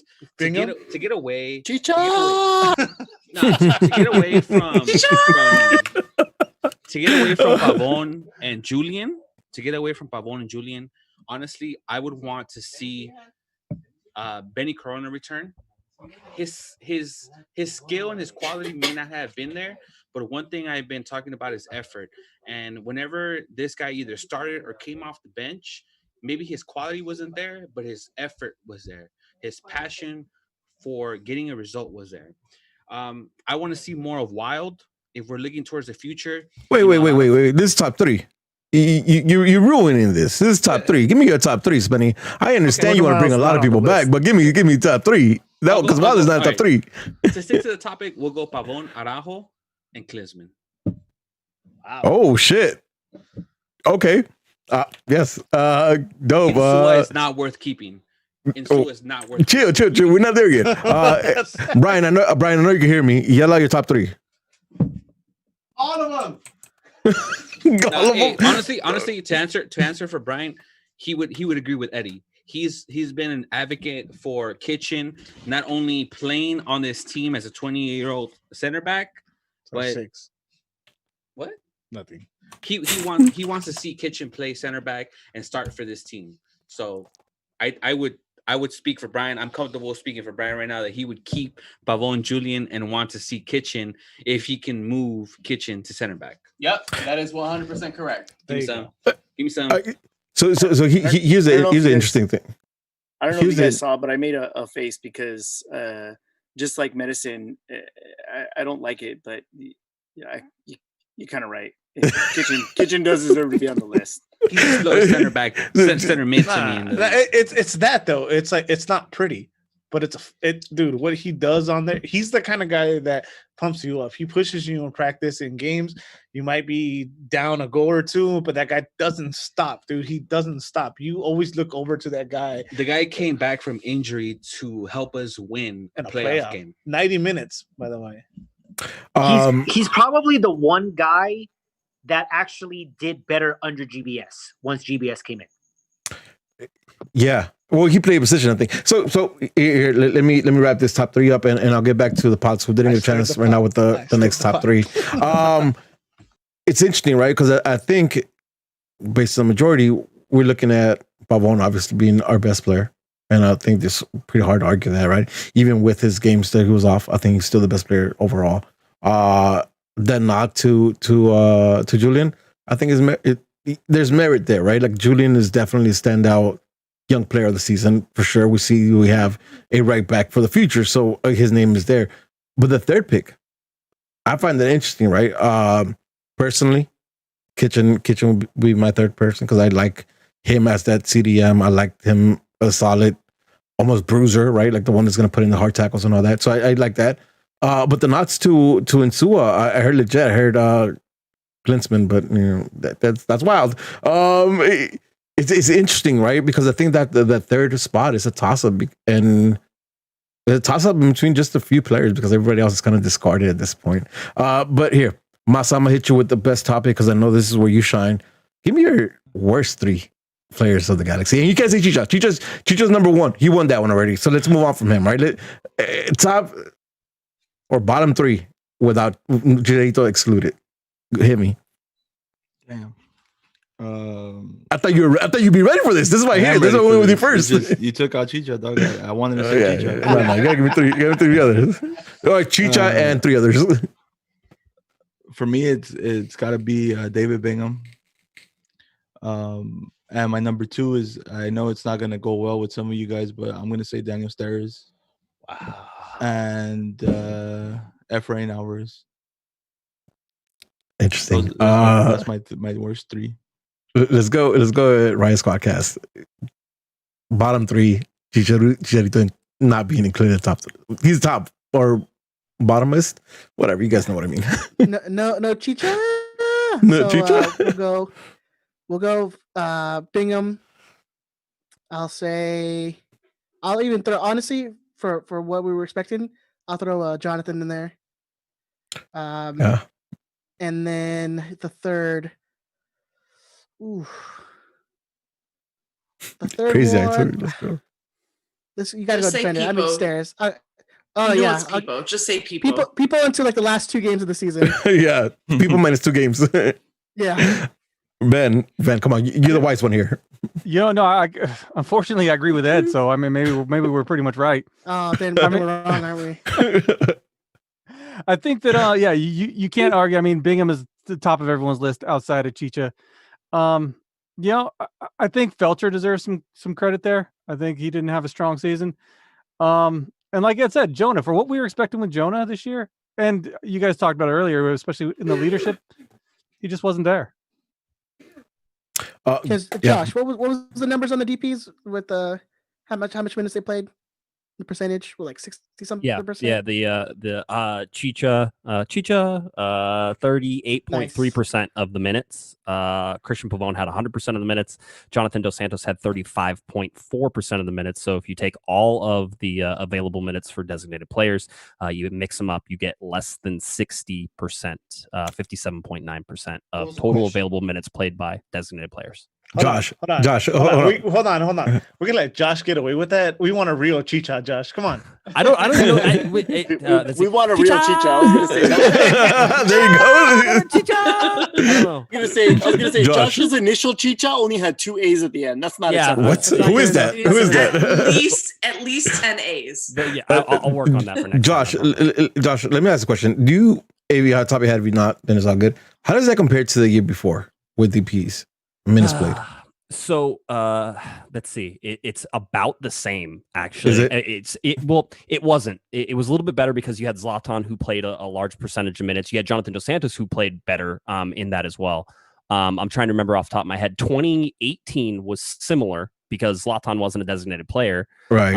And you had Gio in there, and you had Jonah in there, and you had Roman Alessandrini, right? And so, but the Alessandrini thing in 2018 killed a lot of any of the percentage because he played, like no games, or 2019. I'm mixing them all up in my head as I go along. But yeah, I mean, it's like 4 years ago, so I get it.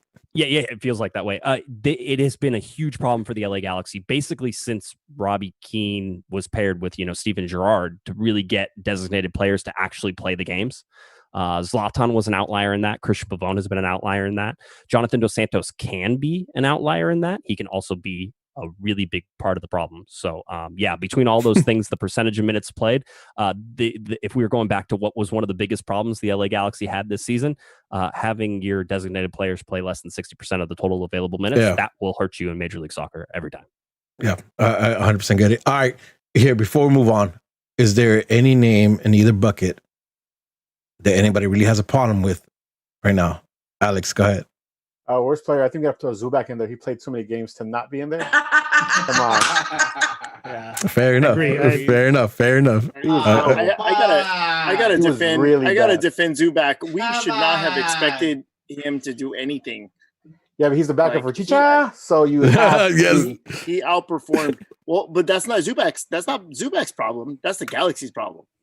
Okay, That's interesting. but Listen, we also could have just played Gordon Wild and Cameron Dunbar and absolutely. his name is I can't pronounce. What is the kid with the K? I don't know what the hard on is for Gordon Wild. We saw him twice. Absolutely. Listen, I agree with this, David. But absolutely he's not. amazing Strategy. You're talking about fitting as much as you hate Zubac, which I would be the number one person to tell you that Lord, Zubac never had it to be an MLS player. That was the strategy that the Galaxy plays. That's the way GBS plays. So Zubac was the only fitting player. And as much shit as I talk about him, it's not his fault. Just to David's point, it's not his fault. It's not his fault that he got to start. It's not his fault that the Galaxy wanted to write him checks. It's not his fault that the Galaxy made him a pro. So Zubac was also tall enough. He was also tall enough to play that we still don't know how to cross on the ground game. Listen, and shout out to Chris Tucker, right? Because he brought this to my attention, and I was bugging out when I realized this. Zubac has been our only striker for quite some time now. Like the Galaxy has not come out and looked for a backup striker for quite a while. Like we had Zubac backing up Zlatan, we had Zubac backing up Chicha now. Like it's not Zubac's fault. It's the Galaxy for not looking for an additional backup striker, right? The front office. My Twitter is now a Cameron Dunbar stan account, so don't come at me. The front office has failed us with getting a backup striker for about 3 or 4 seasons. Yes. But if we want to look at expectations to what they contributed, even though I want this player to be the future of this team, Pavon was honestly a failure this season.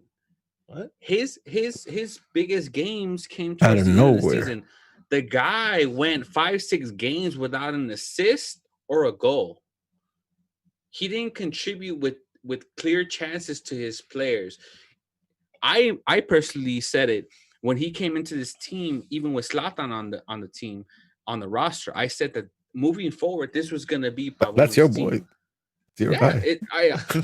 Unpopular opinion. I expected more than 10 goals and 7 assists from Kichan Pavon this season through 22 games. One last question. If you didn't expect a combination of about 25 goals and assists combined, then I don't know what you were looking for this DP. Look at the DPs that are around the league, around his age. They're overperforming him. They're in the playoffs. Yeah, by what? 100%. But 100%. But 4 goals. Listen, but listen. Created goals and assists. I will take this bet. I'll take the sponge, the Samoa Bob challenge, and take a pint of whatever liquor you guys want. If you guys can find me a DP in the league, the same age as Pavon, who didn't contribute towards clear chances created towards the playoffs. Listen, here's the thing, though. Here's the thing, though, right? Pavon with surrounded by studs, he's gonna be a stud, right? He was a stud surrounded by turds. Like, you know what I mean? He did well. He did well for a bad team. Let's go, Alex, and then let's go with Christian. So you're saying that he was surrounded by Fiats? No, real quick. Did Yoni play not enough games to be considered one of the worst players for everybody? Is that why nobody said his name? He's gone regardless, so that's why he's not mentioned. And he was never really here. Yeah, he's on vacation. Christian, hit me with something. I know you had your hand up. So just 2 or 3 quick points to the point about Pavon underperforming compared to DP's his age and in his position. I mean, you look at what's going on in Minnesota United right now with Bebelo Rodriguez, and yes, I know it's not an equal comparison because he came in the middle of the season, but if you look at Bebelo Rodriguez, 13 games, 1 goal, 7 assists, and over 826 minutes, that's roughly the same position. You could extrapolate that over a full season. That's not numbers you really like. I mean, but when we come back to the Zubac Chicharito comparison, I mean, Zubac or Chicharito, 758 minutes played, 2 goals, 0 assists, versus Zubac, 787 minutes, 2 goals, 0 assists. They were equally the same player, which then raises the scrutiny of like it does feel like we're letting Zubac off because he's a kid that came through the Galaxy system. But like, if you're at this level, you have to be held to the same accountability, right? Like you have to be held to a certain level of accountability. At the same time, like your club should recognize that and hold you up to that, right? Because if you're not good, then you got to go. And he's been here. I'm sorry. Go ahead. Well, there's no question that the Galaxy should have realized this experiment was not going to work. And actually worked to try and figure out, like a backup system. And then this goes back to the point that Josh was making earlier about when COVID hit, like maybe they were looking at this position and saying, look, we probably need to bring something else in. We probably need Zubac's not a firm, safe plan here. So like, I do think, the striker position is weird for the Galaxy right now. Is kind of the end point. Is kind of the end point I was trying to make. I also was trying to jump in on that. Comparing Pavon is underperforming compared to other DPs in this league at the same kind of position and thought. I hear you. Let's go with Lewis and then we go with Ed. I mean, when you talk about your top 3 players and you can only think of top 3 players, you got to figure that the rest of the team really didn't live up to their expectation. I thought I was going to have a hot take by saying Jonathan was one of the worst players based simply on the expectation that we had on him. Mm-hmm. But, I know we're talking about player rankings, but nobody has mentioned his name throughout this entire podcast. But it kind of seems that one of the worst names that you can possibly put on here, or one of the best names you can possibly put on here, is Chris Klein. Because at the end of the day, he is responsible for all of this, is he not? And I know I opened up a can of worms with that, but he is responsible for all of this, right? Listen. Right now, we did intro, season review. We're going through rankings. The next step is off field, and I think we could go ahead and have half an hour, 15 to half an hour bashing the FO. But for now, let's try to keep it on field. And I hear you. We'll talk about that. Let's go Ed, and then let's go Masa. So here's the thing, and we're talking about having Zubac as your backup, and now he's your starter for this season. It's been 4. This FO has had 4 opportunities to get a backup striker or another striker, and even if you don't want to count this summer, you still had 3 transfer windows to get a backup striker. They knew what Zubac was. Come on. Yeah. They've seen him for 3 years. They knew what Zubac was. Listen, and that's why I interjected when Christian was talking, right? Because like, if you're getting paid to play, you're gonna play. If you're not that good, that's not necessarily on you, right? Like your team has to realize, hey, you're kind of trash. We got to get rid of you, right? But if you're getting paid, like if you say, hey, you're starting, you're gonna fucking start. I think the team is not him. It wasn't Michael Ciani's fault that he was terrible, and the Galaxy wanted to pay him a dumb amount of money, even though he hadn't played in like a year and a half. Is the Galaxy making dumb moves, right? Yeah. Listen, and let's talk off field. Let's go, Masa. Before we move on, Masa, go ahead and talk to me about. I want to back up my boy Pavon. Okay. With the Spenny take, because who won the Golden Boot? Let's compare them. Same position. 14 goals, 4 assists, compared to Pavon's 10 goals, 7 assists, and he only won Golden Boot because he put 4 on his fucking bubble. So I mean, you can't say that it was a bad season for Pavon. Let me counter you, right? And I'll counter you with this. We had a big problem with Sandrini missing games, right? And my argument to that was like, hey, that first season he put up double-digit goals, had like 7 assists. And you're like, yeah, but he was injured. And then the argument was like, well, Zlatan got us in the playoffs and all that, right? All I'm asking for is, if we're looking at DPs and we're talking about DPs, we hold them up to the same standard. Pavon is dope. Pavon is really, really dope. But Pavon can't carry this team by himself, right? So we're talking about 10 to 20 million, or maybe 8 million, like Josh has been calling for. It's expectations. Like, you have to build a team around him and not rely on him just to kind of take us to the promised land, the playoffs and advancing, right? And that's my fucking problem with it. Like, because we've been talking about all these players who have names and have done stuff, and then they'll provide the Galaxy. They all don't get measured by the same stick. Josh, you have something to say?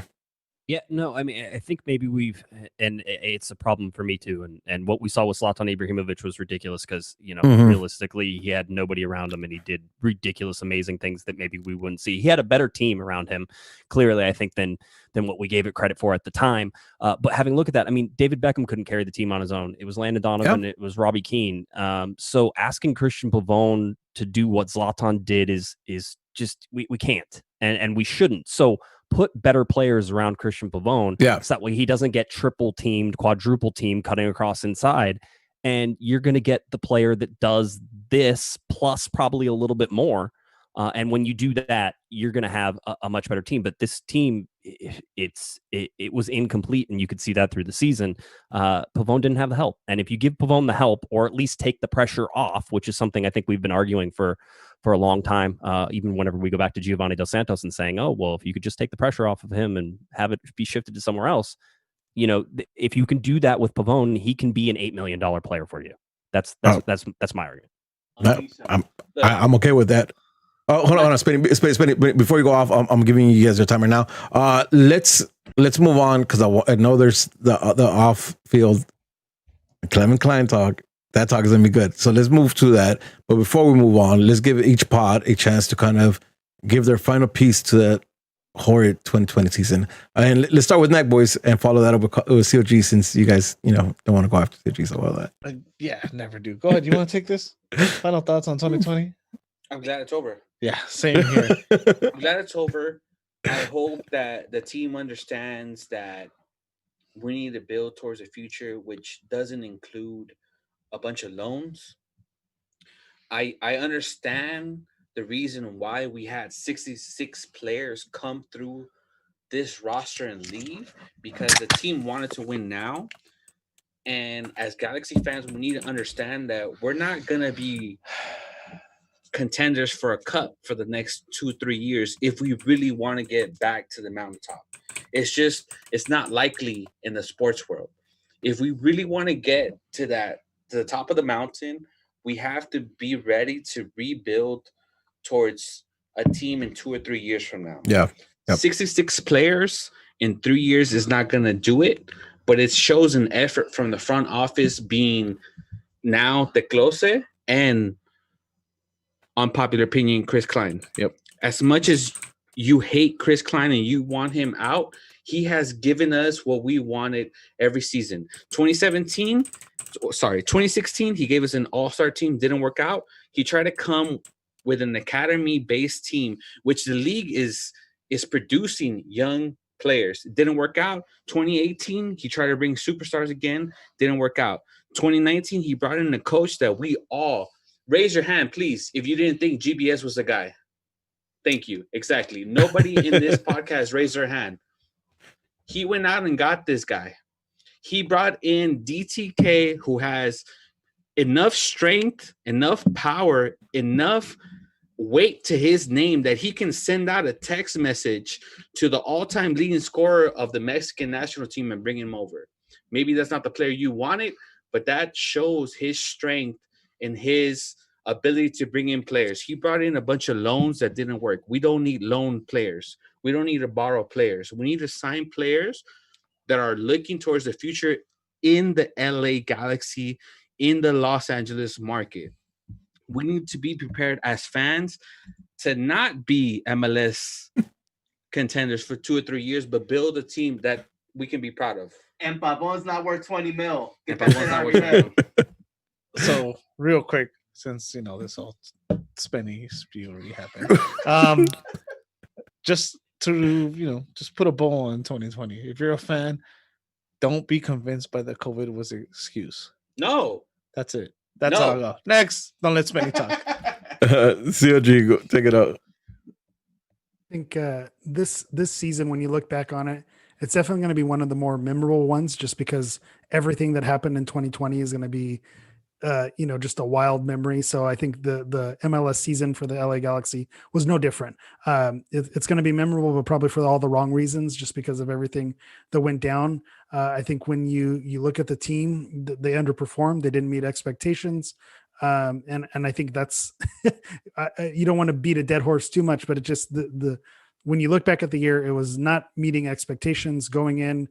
We talked about what our expectations were. Maybe it wasn't going to win the whole thing, but you thought they were going to make a run, win some games, make some noise, and it wasn't even close to that. And so I think the disappointment and the not meeting expectations is the summary for this year, which kind of ties in with just 2020 in general, being a disappointment and not being what you expected it to be. Yep. Yeah. I think Eric hit it. So I'll cede my time to somebody else. But yeah, I mean, 2020 was crap, and it compares to crap if you go back and look at the other seasons that the LA Galaxy have had. 2017 and 2020 are right there neck and neck for the worst seasons the LA Galaxy ever had. And COVID, whatever you want to do, doesn't change that fact. Other teams figured it out. So. All right, let's go to Squadcast and follow that up with Ellie's House. I think 2020, everybody hit the nail on the head there. I mean, it sucked. What can you say outside of was a shitty season and it sucked? That's all there is to it. I mean, yeah. 2020, that right? Ben, thank you so much. Yeah, that was well put. I'm really glad I seated you first. I'm really glad you were first. I just figured you couldn't figure out where the mute button was, Ed. No, I got it. Yeah, I mean, it's easy to brush it off and be like, hey, it was the COVID season. But then we also gave up nearly 50 goals in 14 less games. Yep. So, I mean, you can't say anything but this season was a disaster. Nearly finishing last again, missing the playoffs again, looking like we're going to be nowhere near a team that could even compete to be a playoff team. I mean, let alone, MLS Cup run, which people, for some reason, in the beginning of the season, thought we were going to win the MLS's back tournament and do something this season. At us. What those people were at us. I don't know what people were smoking. They might have been hanging out with Chris and stuff, and had some really weird opinions. Maybe like really bad opinions, like Pavon was like terrible this season, something like that. But yeah, I mean, it's just you can't say anything but this was a complete disaster. I mean, another coach fired. It's just, I mean, it's 4 now in the last 5 years. So so it's just over. I just want this year to just be done with, and again, hopefully another season where we're hoping we're gonna get some good players and we're gonna do well. Oh, God. Yep. Let's go Simply Soccer and then Strip from the Stance, and we're gonna let First to Five close it out. All right. Well, I hate that this is who the Galaxy are now.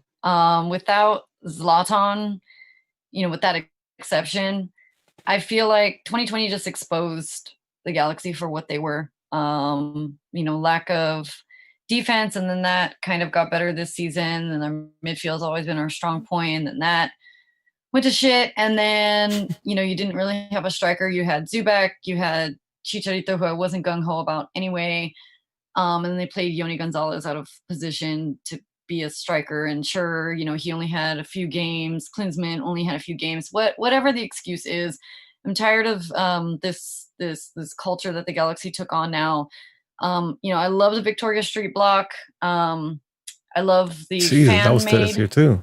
Like, I'm sorry, I didn't mean to interrupt you, but like that was this year too. It doesn't even feel like it was this year. Like, I know, sorry. right? And we enjoyed it for like a game. But what I'm saying is, I'm just so tired of the Galaxy chasing their own history and trying to just match LAFC. There, I said it, because you got the Chicharito in because he's a Mexican guy that could keep up with Velo. So we thought.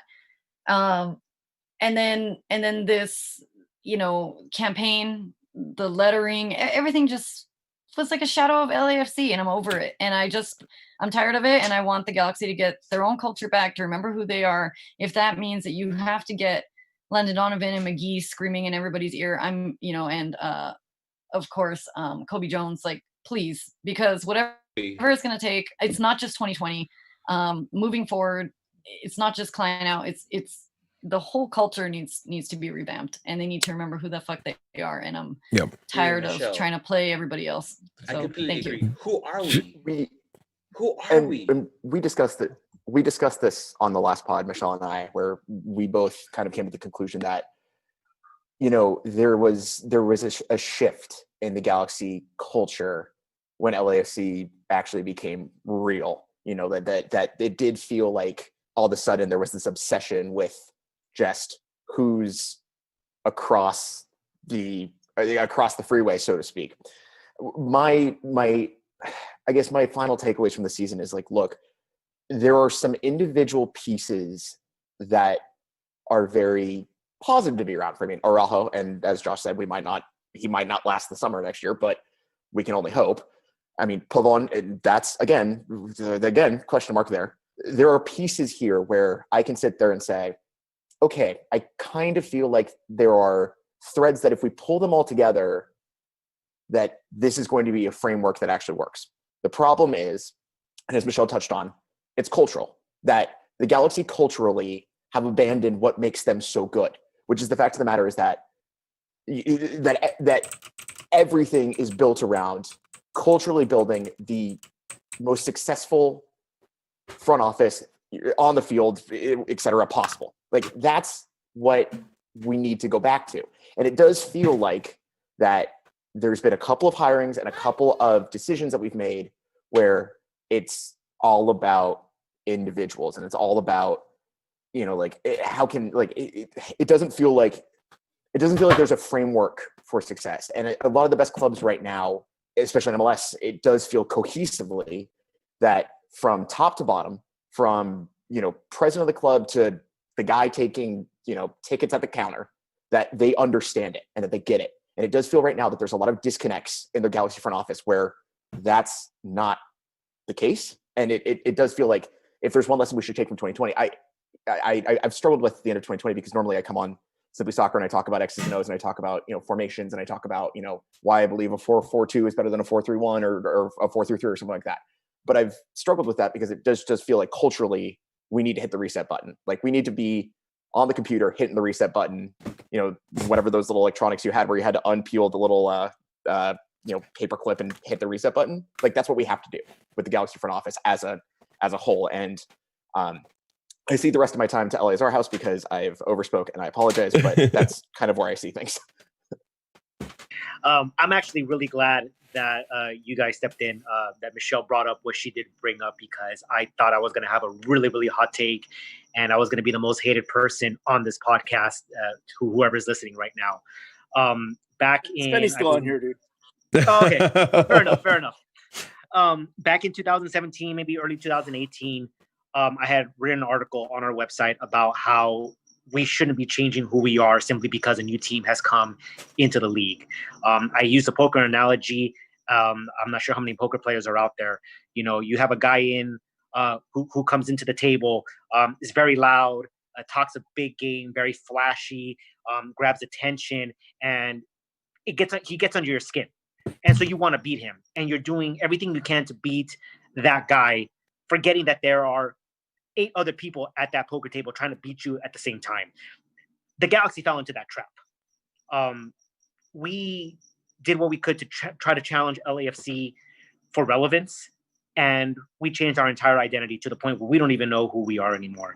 And I feel that a lot of us have to really, really accept the fact that because of that, we have lost relevance in this league. As much as we want to bring up that we are still the most successful team in history, that we have the most championships, that we bring in the superstars, people don't talk about us the same way. We're the only ones talking about us in that manner, including the front office, who we get on their case because they constantly say, well, we're the LA Galaxy and we have 5 championships and we know what it takes to win. But you haven't done that in about 6 years now. So it's time to stop living in the past. You have to know exactly where you are right now. You are not at the top tier of MLS. You are, unfortunately, based on your performances and what you have done in the past few years, you're not even the most relevant team in LA anymore, unfortunately. And it pains me. It pains me so much to say that, but that is the reality of the situation, that as soon as another team came in, we decided to change who we are and what made us so great. Yeah, listen. You have absolutely no idea what facts, bro. Facts. Listen, I couldn't agree with him anymore. I've personally, I got a chance because I serve in the ACB's board. I get a chance to talk to the front office often, and that's the one thing I throw in the face a lot. In my opinion, they've been nothing but reactionary to LAFC. Right? Like they don't they're not focused on what LA Galaxy could provide and how to attract people to LA Galaxy. They're focused on how to match the other team. right? And it's the same energy a lot of like Galaxy fans have. They're just trying to like, trying to show that they're better without just focusing on who you are, right? Like focus on who you are, and then there'll be a stark difference between two teams, and they get choose. But just trying to match them and just trying to react to them and trying to one up them.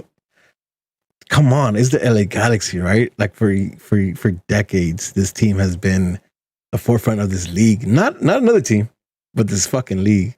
And to feel so belittled that you want to react to the other team is such a bad look, in my opinion. But David, I'm sorry, I didn't mean to cut you off, and I just had to throw that in there. David, go ahead and back up Luis there. Oh, I agree with Lewis. Lewis is the one speaking, and honestly, like for all of these takes that we have, good ones, bad ones, whatever. If you guys want more of these kind of opinions, like we each all have our own show where we go a little bit deeper into this stuff. So like it's good to like, Straight from the Stands, Nag Boys, Corner of the Galaxy, obviously the Podfather, the Squadcast, everybody, Simply Soccer, of course. I mean, like probably Simply Soccer. I'll be honest with you guys, probably my second favorite Galaxy. Oh, I'm not gonna ask who the first is, so I'm gonna say it because it's Straight from the Stands. Hey, so I don't want to ask. I don't want to ask. Yeah, I don't want to ask. All right, Masa, give me your salty ass 2-minute recap of the season, what it means to you, what it means to the club, everything. Go for it. First, to the club, it means nothing because they would have fixed this shit already. To me, regardless of the whack-ass result, I'm always going to be here. I can't say it enough. No matter if we're last or we manage to finish in first ever again, I'll be there. So, I mean, that's it, dog. It's as depressing as it's going to get. It's probably going to get worse before it gets better. So, I mean, what else can I say? I hear you. And accurate. I don't think that's a better word for it's a boo-boo ass season. But I'll say this, right? The one thing that comes out of this whole season and the just where we're at is that the Galaxy can't run away from it anymore. Right? I think for the first time in a long time, they have no choice but to look at themselves in the mirror and see who the fuck they are. Right? You can't throw money on it and win a championship. You can't rely on one or two players to carry your whole team anywhere. Right? I think it finally gives them the excuse, because they haven't done it, the excuse to kind of really look at the team and think about it as a long-term plan. Right? For us, for the fans, for those in the stands, those everywhere. We got to fucking learn how to live with this for another year or two, because I do not believe that this is a off-season fix. This is a multiple off-seasons, multiple travel seasons. Progress. Rudy, that's fine. That's fine. Show us the progress, though. When the players say trust the process, what's the process? Show it to us. Yep. Give us deliverables. When DTK talks about that stuff, tell us. Oh, by this point we're gonna hit this marker. By this point we're gonna hit this marker. Lie to us. I don't care. Yeah. Let me go at that. Hold on. Look at it, bro. But let me go at this. You come in right now. And here, and I'll say this. I'll say this, right? David, you're 100% right. We heard this story before. I think this time they just kind of fell so flat in the face, so flat on their faces that there's no getting out of it. Spenny, are you gonna say a topic though? Or are you gonna go talking about Kasumba?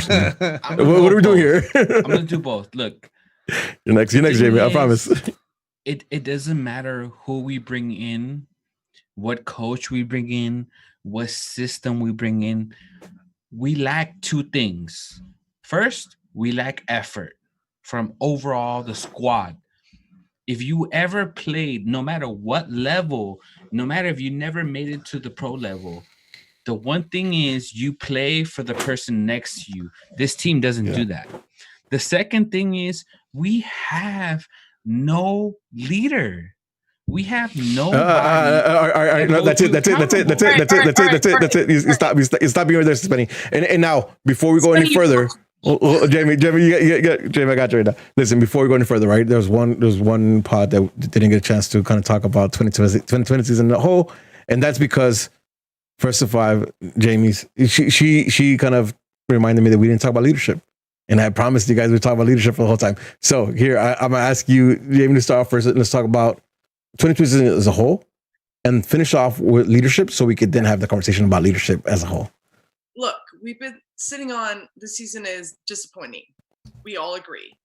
We've been sitting on, each player, this, that, whatever, coaching, FO, which we're not getting into quite yet.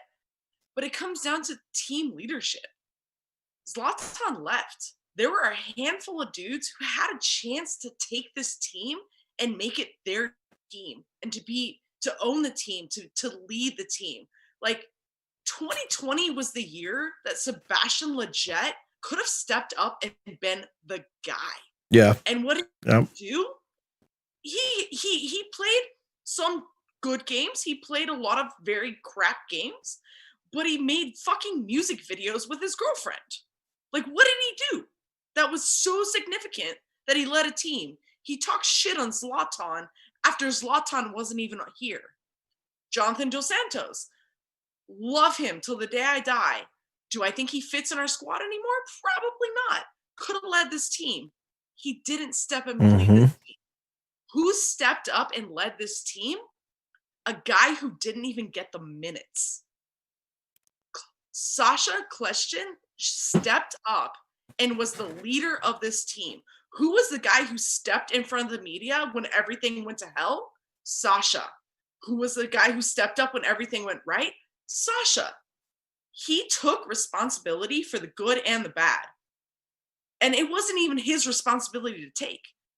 And I have look, we can sing the Sasha is a girl's name all day long. We can talk shit on this days before this, but like, he is the only guy on this team who stepped up and took responsibility and was a leader in a time where we needed leadership. And unfortunately, he's probably going to end up retiring. Maybe he'll get one more year, but what is he, 35? He's not going to keep playing.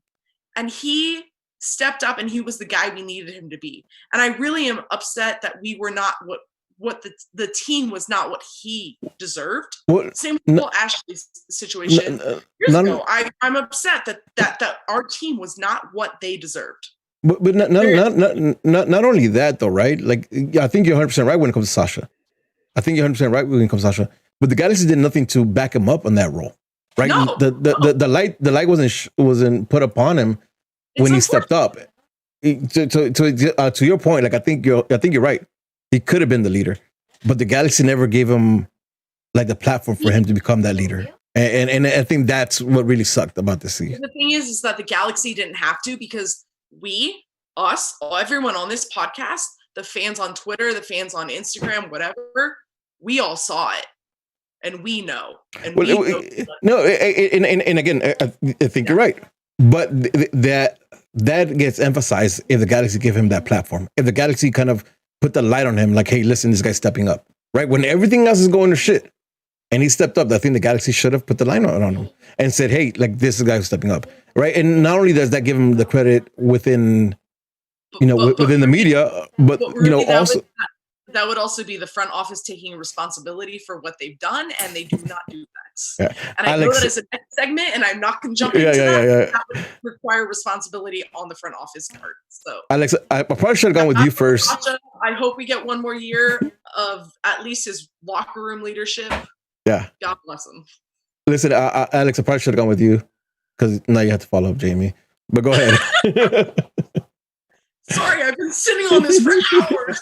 It's fine. I was gonna say the thing that I remember most about 2020 is not the team, but the fans off the field and all the creativity and awesome stuff we did off. Like just to keep ourselves happy that our team sucks so bad. And there was Rona, which leads me to the point where low-key, I think kind of the Galaxy fans in the Twitterverse were a low-key leader on this team, because it seems like we're punking players to play well. And also, this is the most I've seen players feel sorry for their horrible play. And they saw what we were saying. and they were apologizing. They knew that they let us down. So it's crazy that I feel that in a year that was kind of crazy, our voice was a little more amplified. And, you know, that's something that I really care a lot about our voice. That's why I started First to Five. And it felt like they were actually listening, and they, or at least most of them, felt bad that they gave a product that wasn't up to our fandom and our expectation and what we bring to the team. So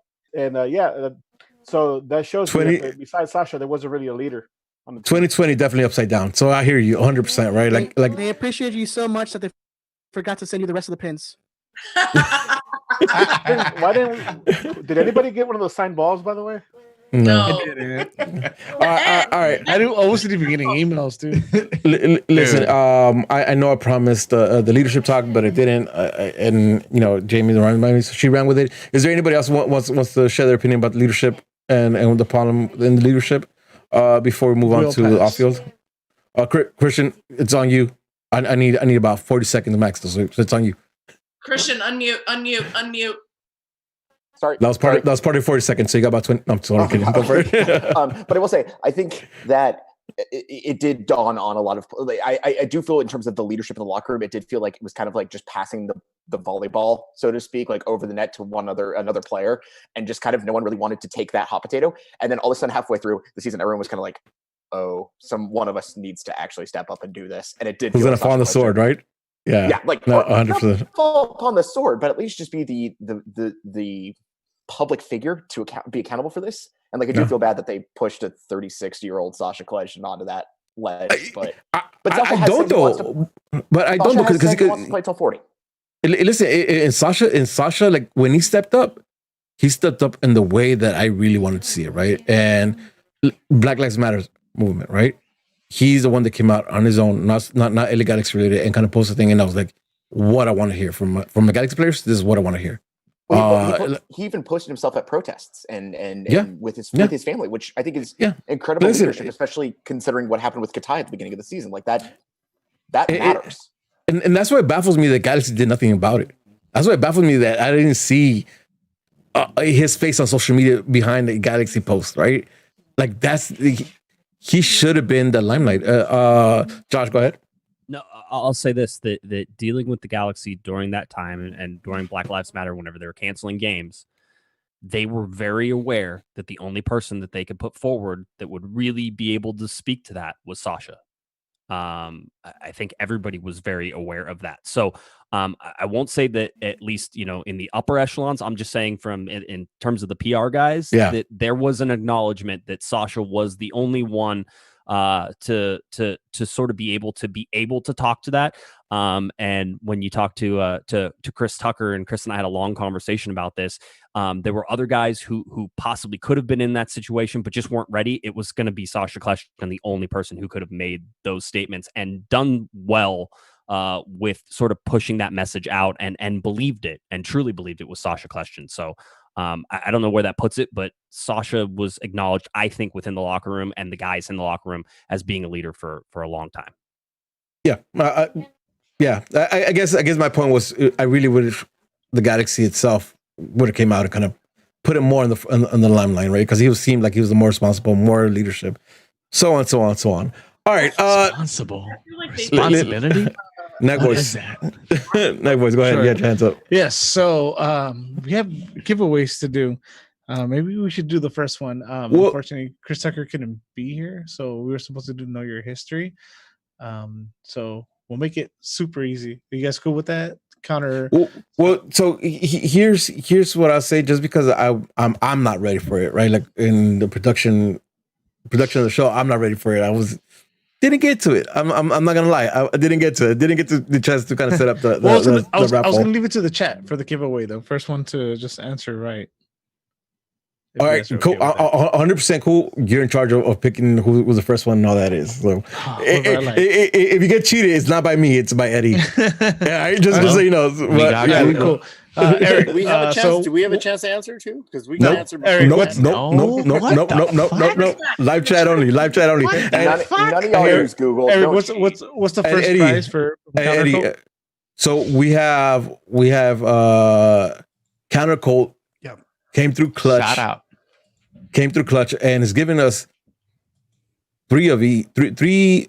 Eric, back me up. I might mess this up. I got you covered. So what are they giving to us? And going back to talking about, all the independent people creating merchandise, Countercult. If you are not already following them, they're at countercult_cc on Twitter and Instagram. And then they're at countercult.cc if you want to visit their website. But they're kind enough, they donated 3 t-shirts and then 3 pin and button packs. So nice. Eddie, if you have questions, I think we'll give away 1 shirt and 1 button pack, or just 1 shirt. And then the way we'll do it, if you're listening to this after this show posts, if you want to post on Instagram and post on Twitter that you're listening to #Galaxy Megapod, we'll go through and we'll pick a couple other winners to give out the rest of those shirts and those pin packs in addition to whoever wins the game in the live chat right now. And let's do fuck with Hammer, bro. And let's do two on the chat right now, and then we'll do 1 pin, 1 shirt, and then we'll do 1 pin, 1 shirt on Instagram, 1 pin, 1 shirt on Twitter. That's it. So yeah, hashtag. What was the hashtag again, Hammer? It's #Galaxy Megapod. There you go. Damn, hashtag we got Galaxy, our own hashtag. Damn. Hashtag Galaxy Megapod. Megapod. We'll look for the winners tomorrow for the raffle, and then post them up. So you got tonight to go ahead and hit us with the post with the hashtag Galaxy Megapod. 2 winners on Instagram, 2 winners on Twitter. Go on. All right, but what do I got to do to win in the chat right now, Eddie? All right, so I'm gonna ask a question. I'll try to do like Chris. I'm not as good as Chris at all, of course, because Chris is the fucking man at this.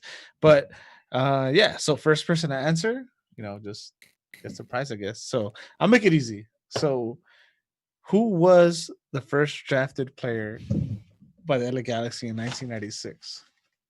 Oh. MLS Super Draft or whatever. Anybody in the pod anybody? So they're late, so it doesn't matter. Who in the pod knows it? Who in the pod knows it? Night boys, you can't talk about it because you guys know the answers. Question: when did Bryant come on camera? Right now. Hi, Bryant.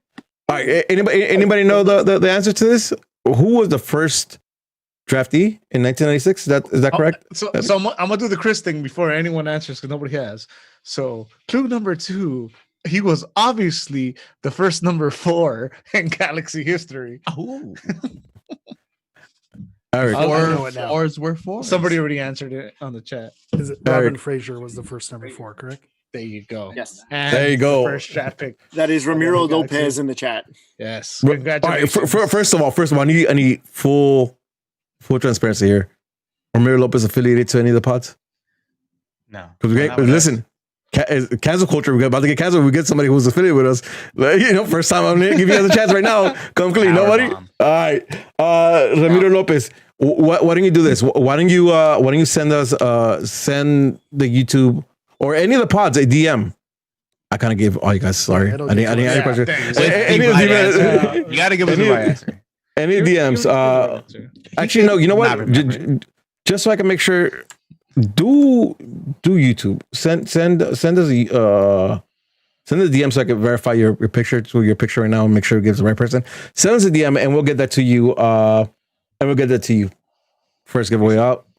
Eddie, we're gonna do off-field, Robin, and then come up with another question for the second one. Are we doing? I got you. We're doing 2 here. Yeah, we're doing 2 here. So come up for a second, right? All right. Let's move on. Let's move on to a topic that everybody's been itching to talk about. Off-field. And off-field, I'm talking about FO. I'm talking about TK, obviously. I'm talking about DTK. I'm talking about the marketing team. I'm talking about everything that's not a coach, that is not a player. Interesting season for me, right? Because again, as I mentioned just a little bit ago, I feel like the Galaxy has been playing catch-up for some reason versus the LAFC. Right, trying to come up and match what they're doing and trying to same energy without finding their own lane where to go with. Let's start off broad. Actually, no, because I know where this is going. If I start off broad, it's all going to go to CK. So let's talk about CK. Fuck it, right? Full disclosure, I was able to take part in a meeting they had with supporters last week. CK was involved, and I'll be frank, like CK got a year full for an hour and a half. With supporters just kind of drilling into him. to his credit, he kind of stood there and just kind of took it, acknowledged a bunch of things, kind of shook his head, said, "Hey, you guys are right." Which is fucked up because I remember like he's human and I shouldn't say fuck Chris Klein all the time, right? Like he's actual person. Like there's a person there, he's had 4 years of practice with that stuff. So yeah.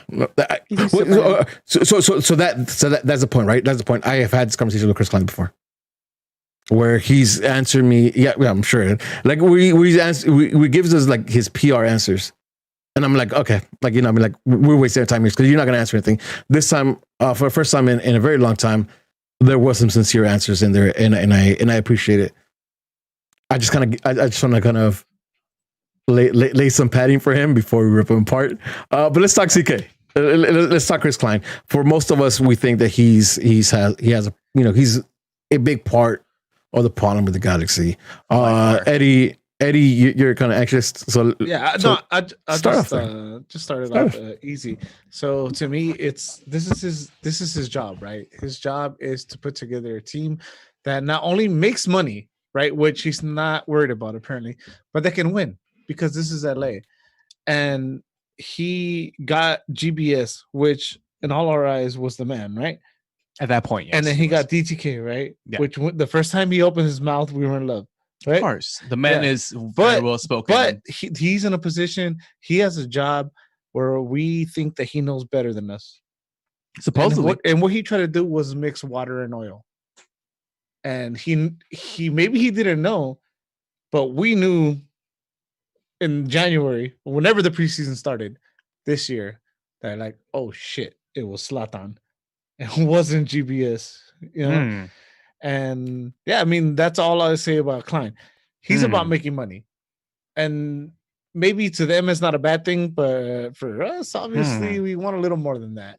No. So I think go for it. The biggest disrespect, I understand Klein is a position where he has to find a player who is suitable for what the LA Galaxy culture is, what we want to accomplish as a culture and as a franchise, and what you want to do off the pitch, which is the money sales. I get all that shit. The fact that this man is trying to tell us to our face, right?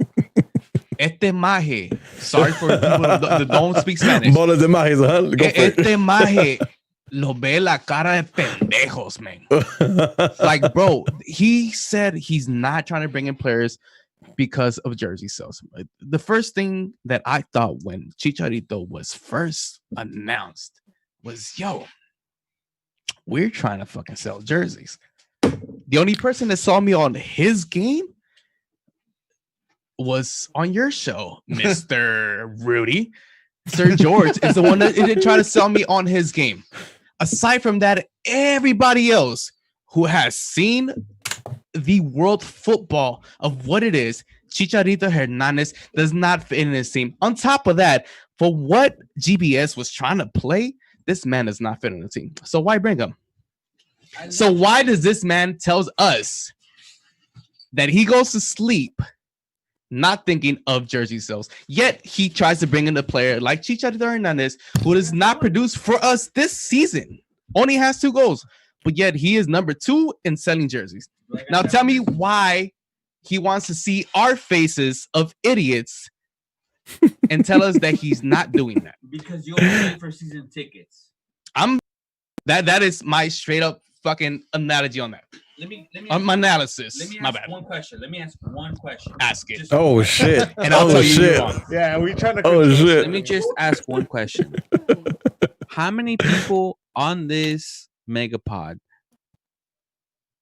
did not renew their season tickets? Nah, that's not a fair question. Next. 2. Yeah, 2 out of how many? 3, 6, 12. Nah, that's not fair.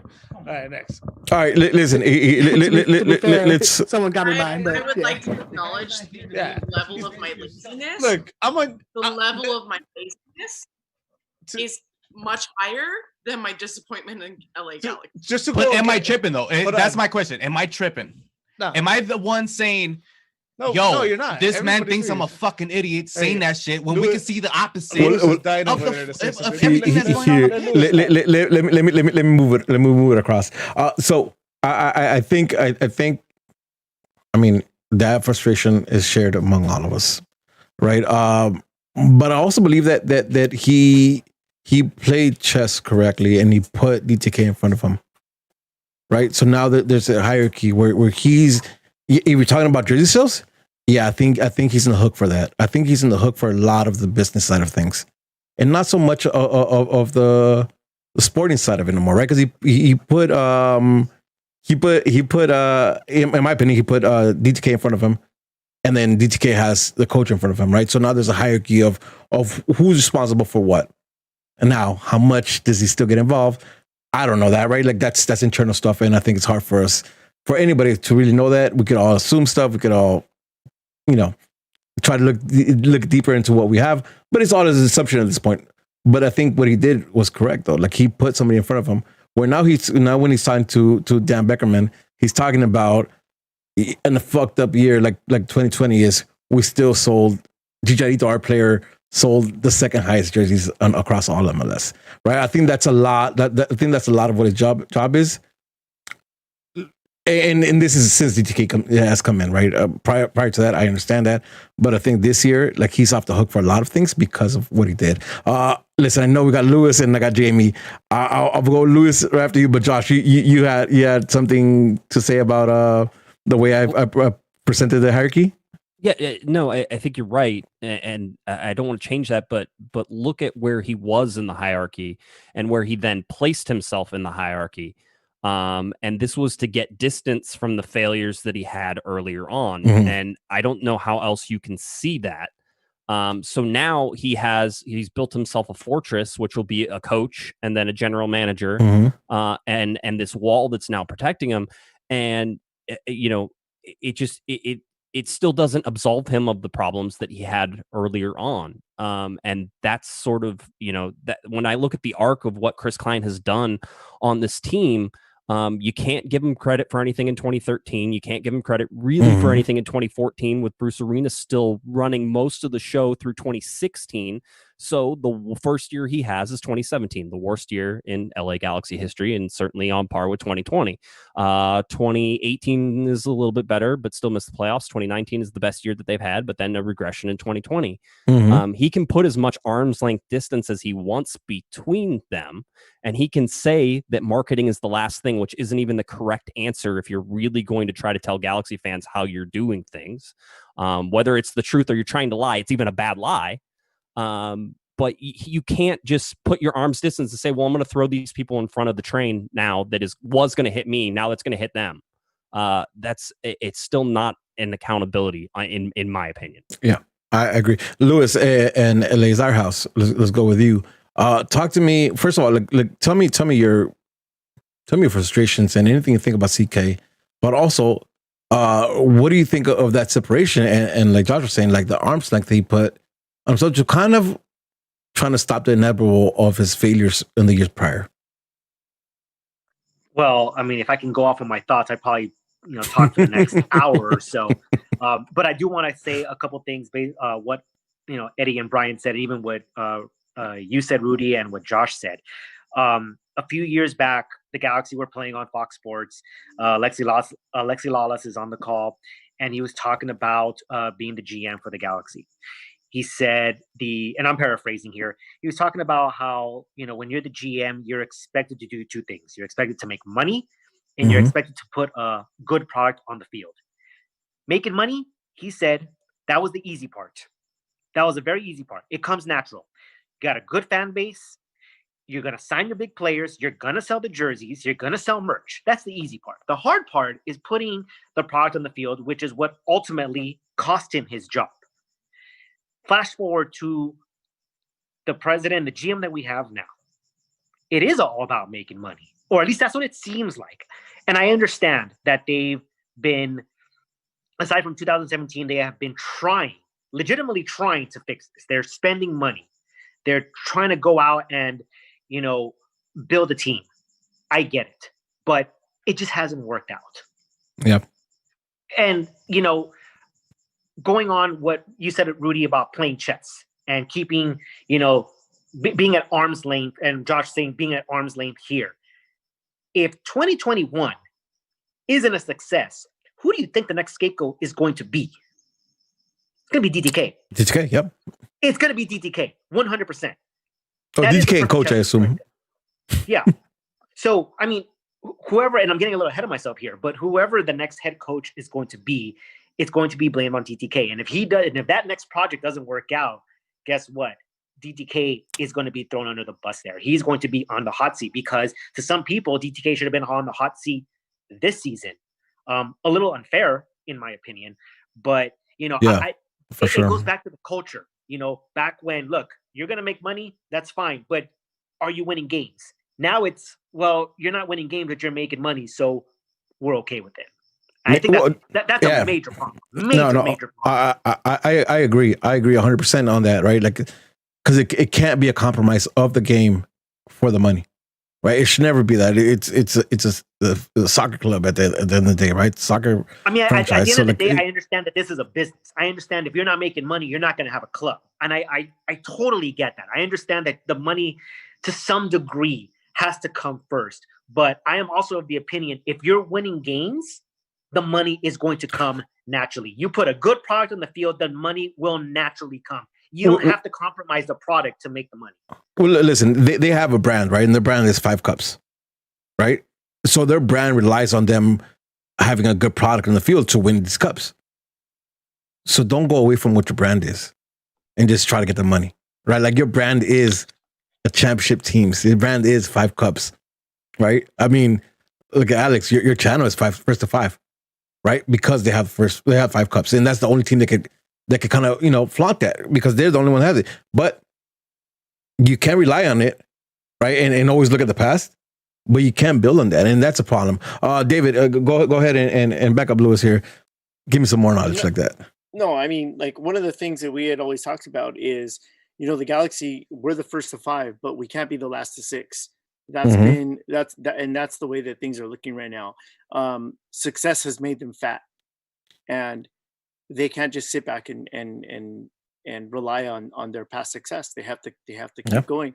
And I'm going to preempt Josh a little bit here with the Galaxy need to have a winning team, but they also need to have stars. Not necessarily. I think the Galaxy can create stars. I think that's where they should head right now. That's not their brand, but their brand is not working for them right now. So they need to figure out they need to course correct a little bit. And it's not going to flip. It's not going to flip in they can't just steer the wheel in the other direction because they're going to flip over. That's what they seem to be doing right now. So, they need to fix a lot of things, and it's going to be a while. I don't know. So, I don't know what to do. Just bring it back. Just because it might have got lost. Let's bring it back to CK, and let's go with Simply Soccer, first to 5, and then Josh. Maybe you'll have nicer, less harsher words. I don't know. But yeah, Simply Soccer, and then first to 5. And finish off with COG. So I think what's interesting, and I know we were talking about bigger structural issues as well as CK, and I mean, but the thing about it is the Galaxy name, right? It means something so different in American soccer than necessarily anything else does. And so this is why it kind of gets weird, because having a rebuilding year, you're still expected to make the playoffs. Like, a rebuilding year is not a concept for the Galaxy. It's just not acceptable for the fan base. I liken it to the New York Rangers, one of the perennially good teams in the NHL, basically sent out a letter to their fans saying, look, we know we're going to be bad for 3 years because we have players that are over 30 that we have to send out, and we have a lot of young talent that just isn't experienced. And we know we're going to be bad for 3 years, and that's that. It didn't go over well, is what I will say. The Galaxy are almost in that position where they can't, the Galaxy can't send that letter out, right? Because all of us in this chat would lose our minds. Well, but so let me interject. It almost has to happen. Yes, let me interject there, right? Because I think that's it. I think what you're saying is it, right? We have, and again, Twitter's not the real world, but sometimes, actually, you know what? For 2020, Twitter is my real world because I've been stuck on Twitter and online for the whole year, right? But what I'm trying to say is that we take a bad L and we blow the whole team up, right? And it works the vice versa, right? When a player does something amazing one game, we kind of go behind them. I think the Galaxy fans, myself included, and I think, just in general, we need to look and really think about what our priority is, right? Well, but I also think it's also a very delicate balancing act, right? That we as fans tend to hold our club to a very higher standard than necessarily other MLS fan bases do. That is just a granted dealing with the Galaxy. That's part and parcel of the whole entire first to five, whatever. Yeah. But we also do have to call out a lot of what has structurally gone on in the front office, which is that Chris Klein, as Josh said, has built this fortress that literally he has checks and balances on everything that will never allow him to be held accountable for things. And like we said, who's the next person that goes if things go badly in 2021? Well, it's obviously Dennis the Closeout. At some point, you have to start wondering, what is it going to take for ownership and for everyone around Chris Klein to say, you know what, man, you gave it your best go. It's time for you to go. And I wonder, and I thought this season was going to be that moment that we finally got to that point where just someone in the front office would have had the good common sense to turn to Chris Klein and basically say, you know what, honestly, for the goodwill of the fans, for the goodwill of our season ticket sales and other stuff, you should probably fall on your sword on this one. And he didn't. And to Rudy, your point about him facing the supporters for 30 minutes and taking that flack. And I was very impressed with him when he did that press conference with Dennis DeClosa, where he sat there for 25 and 30 minutes and really answered questions that were difficult to answer. And he basically, and he said a lot about introspection and stuff like that. I get that. One point I will make about that press conference that really struck with me is that that Chris Klein basically said, look, what we have done over the past however long, so let's say starting 2017, has not worked. And we have realized that MLS has left us behind because the way that MLS as a league and successful teams do business, we're 5 to 10 years behind that. I think that was a very bold admittance in front of this, considering where he is. So it makes me kind of almost a little positive that they're starting to kind of get it. But again, this is going to be a long, long process to get to the point where we feel like we can compete in a modern MLS. And just to kind of go back on the last point you made, right? You also understand the amount of new teams in MLS, right? These new teams, they get the chance to start off with a blank canvas. Paint it as you will, right? The Galaxy, we haven't had that ever, right? We're part of the first team that came in, so everything is trying to build on top of what you already have. Unfortunately, what we've had since that 2016 season, it's not been good. So when you try to build on top of a very loose foundation, you get a rocky season, rocky club, rocky foundation, the whole nine. All right. Who do you say we got next? We got first five. Yep, first five. Go for it. I know we've all been talking, about CK out and what we judge him on. But what does Shadow President Dan Beckerman judge him on? What does the ownership judge him on? And we may be off. What if they think he's doing a good job? I think I've said it on Twitter that maybe he's a smart guy. Maybe he brought in Chicha not just to sell jerseys, but to be able to tell the corporate sponsors, hey, we got more people watching the team this season because this guy we got going. Because are the all the sponsorships we have, are they proud of what we're putting on the field? I think if just to have enough eyes on the team, that's all they care about, right? But we all talk about, like Spenny said, canceling our season tickets. But what about all the people in the premier seats, all the people with the championship level club? Something I heard Steris on that video where they're showing them call the season ticket holders is he asked one of the guys, hey, do you go to the champion level club? That's not a lot of us, on the field. I have decent seats. I don't have those seats. So obviously they're talking about big money people. And when are those people going to be fed up? And I think that's what it's going to take for, besides just being bad every year, it's going to take some of the people some of the money people to not be happy with what's on the field, because I really don't think that they're too mad at the job Chris Klein is doing, and that pisses me off. 100% right, and I think that's one thing that we kind of just kind of goes over our head, right? We're not sure what the milestones and goals that CK had at the beginning of the year, right? When he gets to the end of the year review, we're not sure what the metric is to kind of gauge his job. And that's the problem, right? Like, in problem or not, I'm not sure, because it is a business, right? It's definitely a business, and there's more to it than what we want, right? So it's tricky. Again, I'm a fan. I'm not in the business. I'm not in the board. I'm not in none of this business. So all I care about is my team winning chips, winning games, making me feel good when I go to a game and not fucking mad. All right, Squadcast. Did you guys get to go with this? I don't know. I don't know. Touch on you guys. Nope. Go for it. Go with you guys, and then Josh. Sorry, one more. I mean, like Rudy, I've been part of a supporter leadership, so we've been in those meetings where This dance before, right? the president. I was the president of Lars in 2017, so Fun times. that was fun. All of those meetings and having to explain to my people like, hey, this is what they're saying, and with Klein, it's.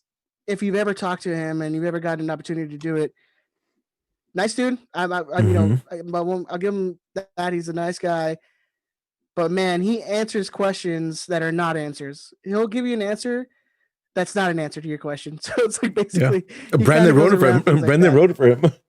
Brandon gave him a card where you could respond with these responses. So yeah, and like Christian said, I this was the year I was like, all right, this is the year that we're going to judge if Klein stays on as president or not. Like this would be the year. And it really doesn't seem the case.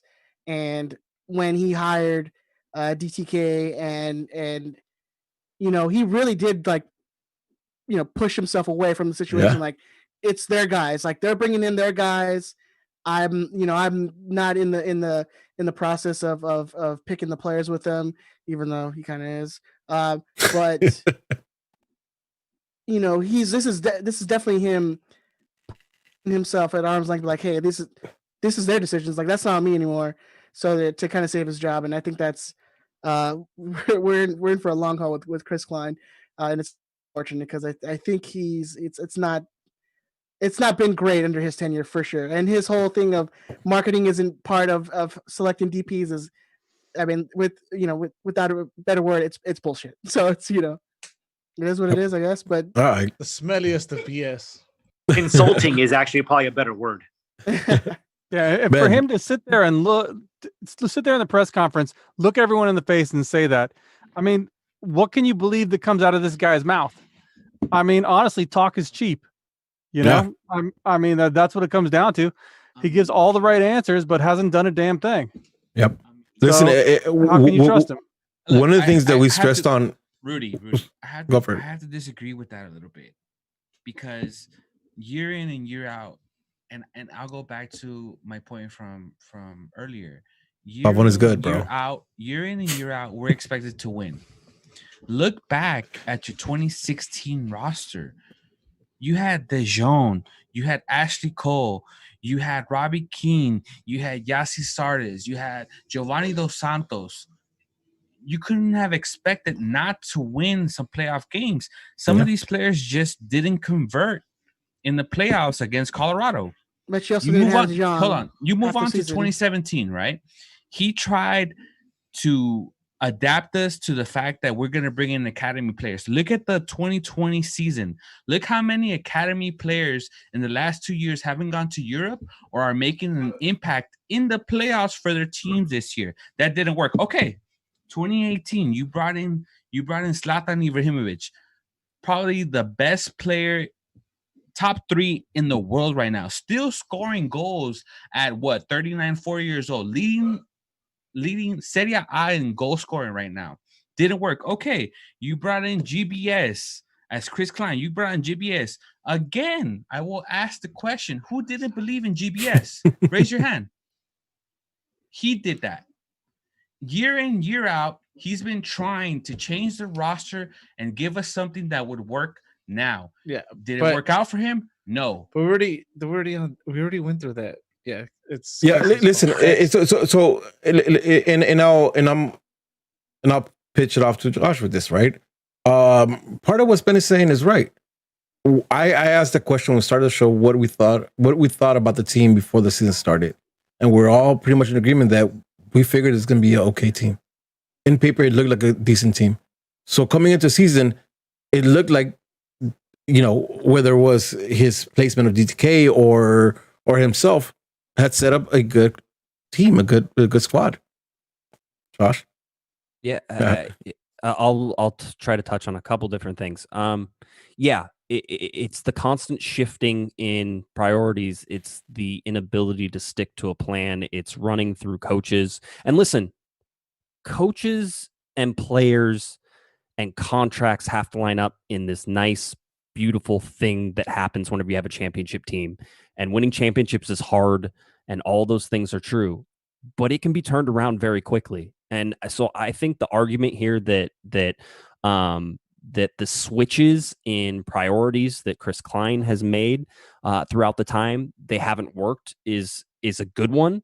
But if you look at just the difference between 2008 and 2009, and what one coach was able to do when bringing in the right guys at the right time in the right system, there's a lot of rights that have to get there. You can see that it doesn't take 2 to 3 years. MLS, there's a reason that 66 players have come through the LA Galaxy as well. It's because MLS doesn't prioritize keeping players and keeping dynasties together. They move them on, roll them right through. So as much as you want to say, hey, it's all on Chris Klein. Yeah, there's a lot there because he's been switching so many different priorities throughout this time. You can't just constantly just turn left, turn right, turn left, turn right. And now saying GBS, technically Dennis DeClosa brought in GBS, right? He brought in Dennis DeClosa, right? I mean, we have to pay attention to the hierarchy now whenever it comes to Klein, whenever it comes to Beckerman, because I'll tell you right now, Beckerman is as much arm's length as Klein is to DTK now. Beckerman says, that Dennis DeClosa will basically tell Chris Klein when he wants to get rid of a coach, and Chris Klein will tell Dan Beckerman that that's the decision that they've made. They've lined themselves up in this way. But since Tim Leiweke left, since Bruce Arena left, since the ability to get creative with rosters, to change over players and make the right changes, the Galaxy have struggled for it. You can go back and look at these stats. The Galaxy were crap in 2007, 2008. And 2009, they went to an MLS Cup. Yep. Lived through all that. All it takes is one. Well, here, let me ask a question then, right?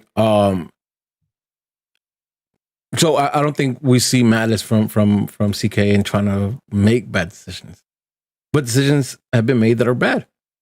How much, like how many bad decisions is too many bad decisions, right? Because that's the thing. And I think like if we judge them solely based on 2020, I think there's some wiggle room there, right? Because again, we all started by saying that we thought this was going to be a better season than what it was. So 2020 season, maybe there's some wiggle room, but there's so much just weight carried on from years past that we still feel the same way. So again, the question is, how many bad decisions are one too many bad decisions? Anybody? Nobody? Somebody? Lewis, you had your hand up? 5 years of it. I mean, the thing is that, to Spenny's point about him trying different things, like I get what he's trying to say, but the problem is that in itself looks really, really bad. How many coaches have he had under, his tenure in the last 4 or 5 years? When you have to switch a coach, every single year because it didn't work, that falls on you. It's an extremely bad look. When you have so much turnover, when the last 4 years have been rebuilding years, that's not a good look. So you can say that he is actively trying something new, but the fact that there's no stability actually says a lot about that leadership or lack thereof, because it's hard to really back this guy up when so many wrong decisions have been made in such a short period amount of time, even if you're legitimately trying to fix the situation. I can go in there myself and try to fix the situation and try many different things and see what sticks. That doesn't that's look a problem. good on me. It certainly doesn't look good on Klein. Yeah, so the fact that 100%. he's constantly trying to fix the problem, that's an extremely bad look. Yeah, no, 100%. Ed, wrap it up for me. Go ahead. Yeah, you see teams like Kansas City, who was second to dead last in the West last year, and look at them now. They're advancing to the playoffs. Yeah. It's a team, and I know there's different priorities for than it is a Galaxy, but it's not impossible to go from terrible the season before to turn around the next season. But I mean, does any of us have faith that a Chris Klein that? No one that I talked to that thinks so. Our final topic is that, right? And I mean, Orlando just did it. oh, there you are. Yeah, listen, and look at all these teams we're talking about. You know, 100%. And here's the thing, though, right? Also, go for it. Well, the thing about Kansas City is they've stuck with a head coach for how long as for me he's been there, 10 years at the very least. I mean, he's the longest tenured head coach in MLS currently. Like they looked at a couple of years of bad results with Vermees and basically said, look, we'll build you a framework that can succeed. And it does feel like going through 4 head coaches in 5 years. And I know, unfortunately, one of those head coaches was partially motivated by very serious medical issues. And of course, that is a very kind of sad outlier. But it does feel like there's never been a sense that they hire in a head coach and they're like, okay, hey, like we understand that it's going to take us a couple years for us to kind of get it. Like it's going to take us a year or two for us to kind of understand what you look at and understand what you think and process. And I really thought they were going to give that to GBS, and it never. It kind of did. Looking at the past 2 years, it kind of felt like, well, listen, I don't know about that. So I GBS GBS, for as much as I like GBS, because I was big on GBS, that train went off the rails bad, right? So like him letting GBS go, like makes sense. Look, right. Let me say this, Rudy. No. Hold on.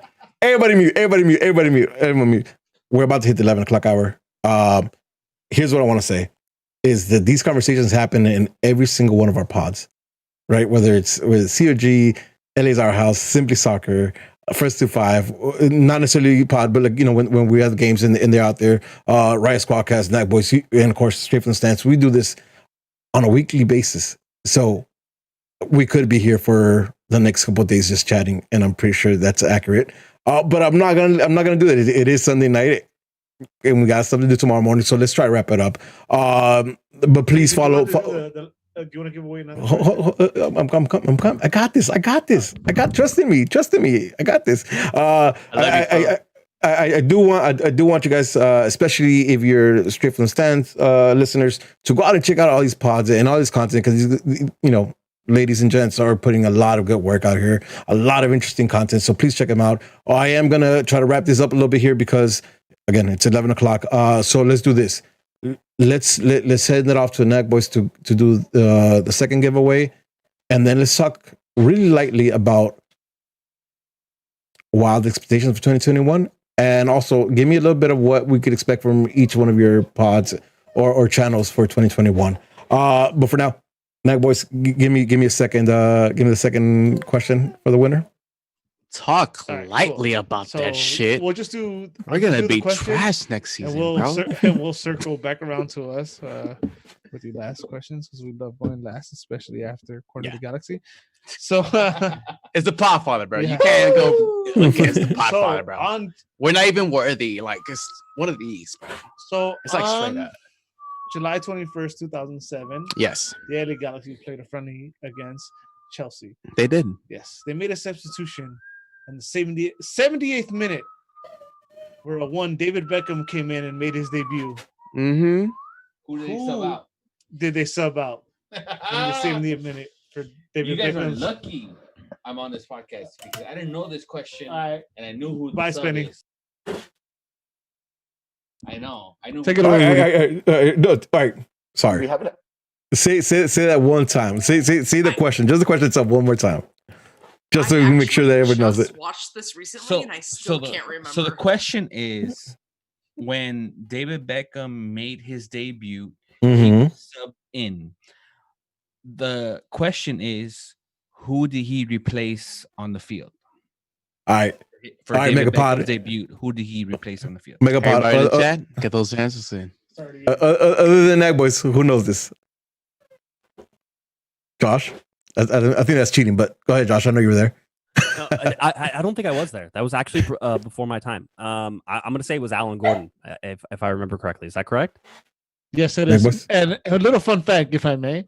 So back in the day, this would be my 14th year. Next year will be my 14th year as a season ticket holder. So let's go. They used to give you 5 bonus tickets, and that was for when they used to do fun stuff. Yeah, and give you free friendlies.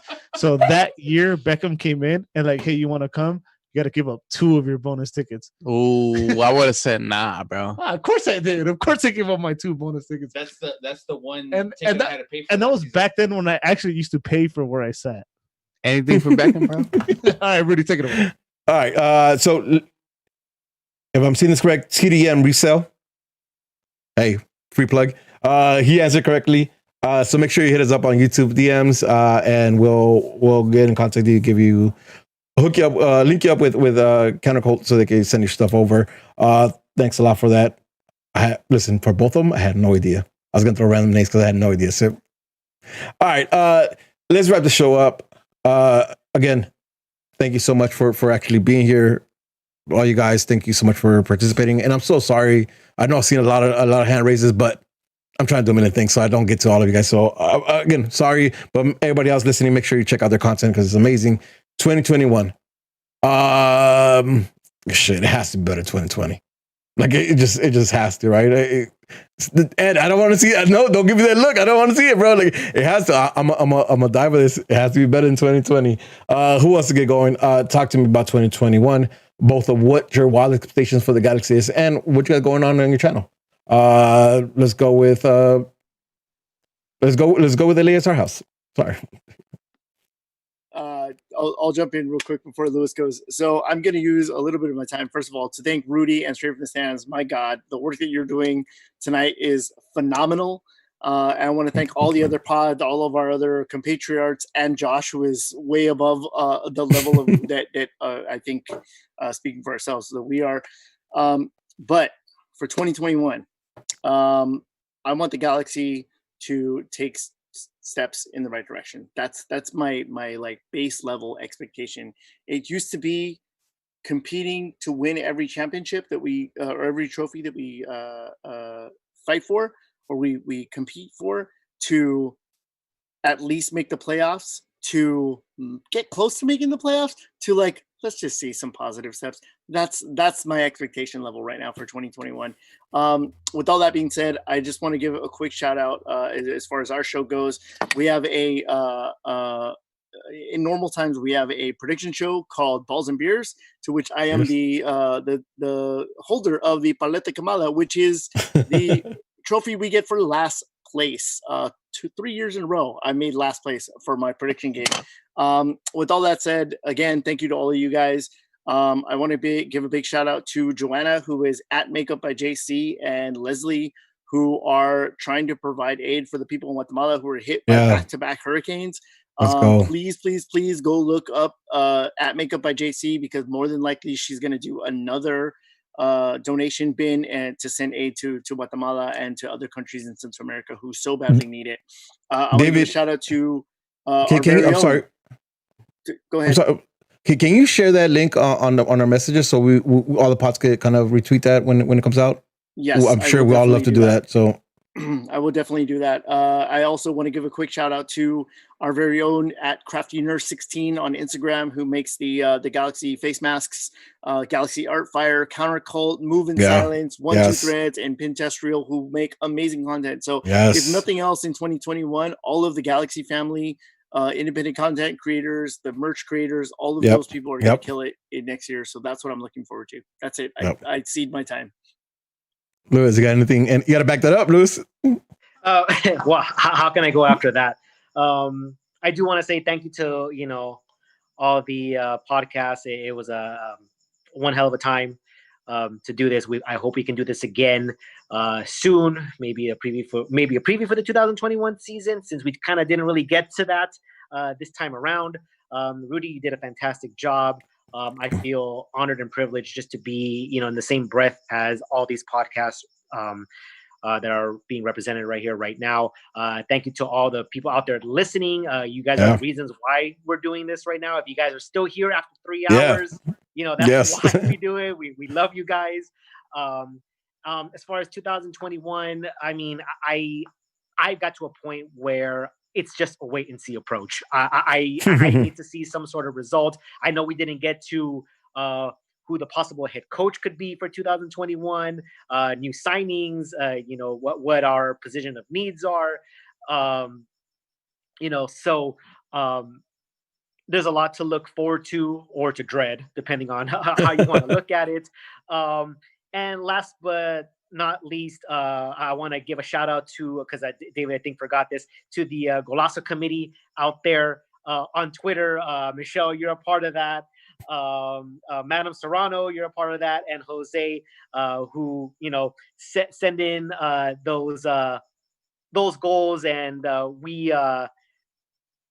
we basically feel that the Golazo term is really, really loosely used. So we're there to like, no, hold on, let's take a step back. I don't think that was it. And so we have like that committee there. So a shout out to them. It's a lot of fun doing that as well. But yeah, just thanks to everyone who's still listening, and thanks to all you guys here right now.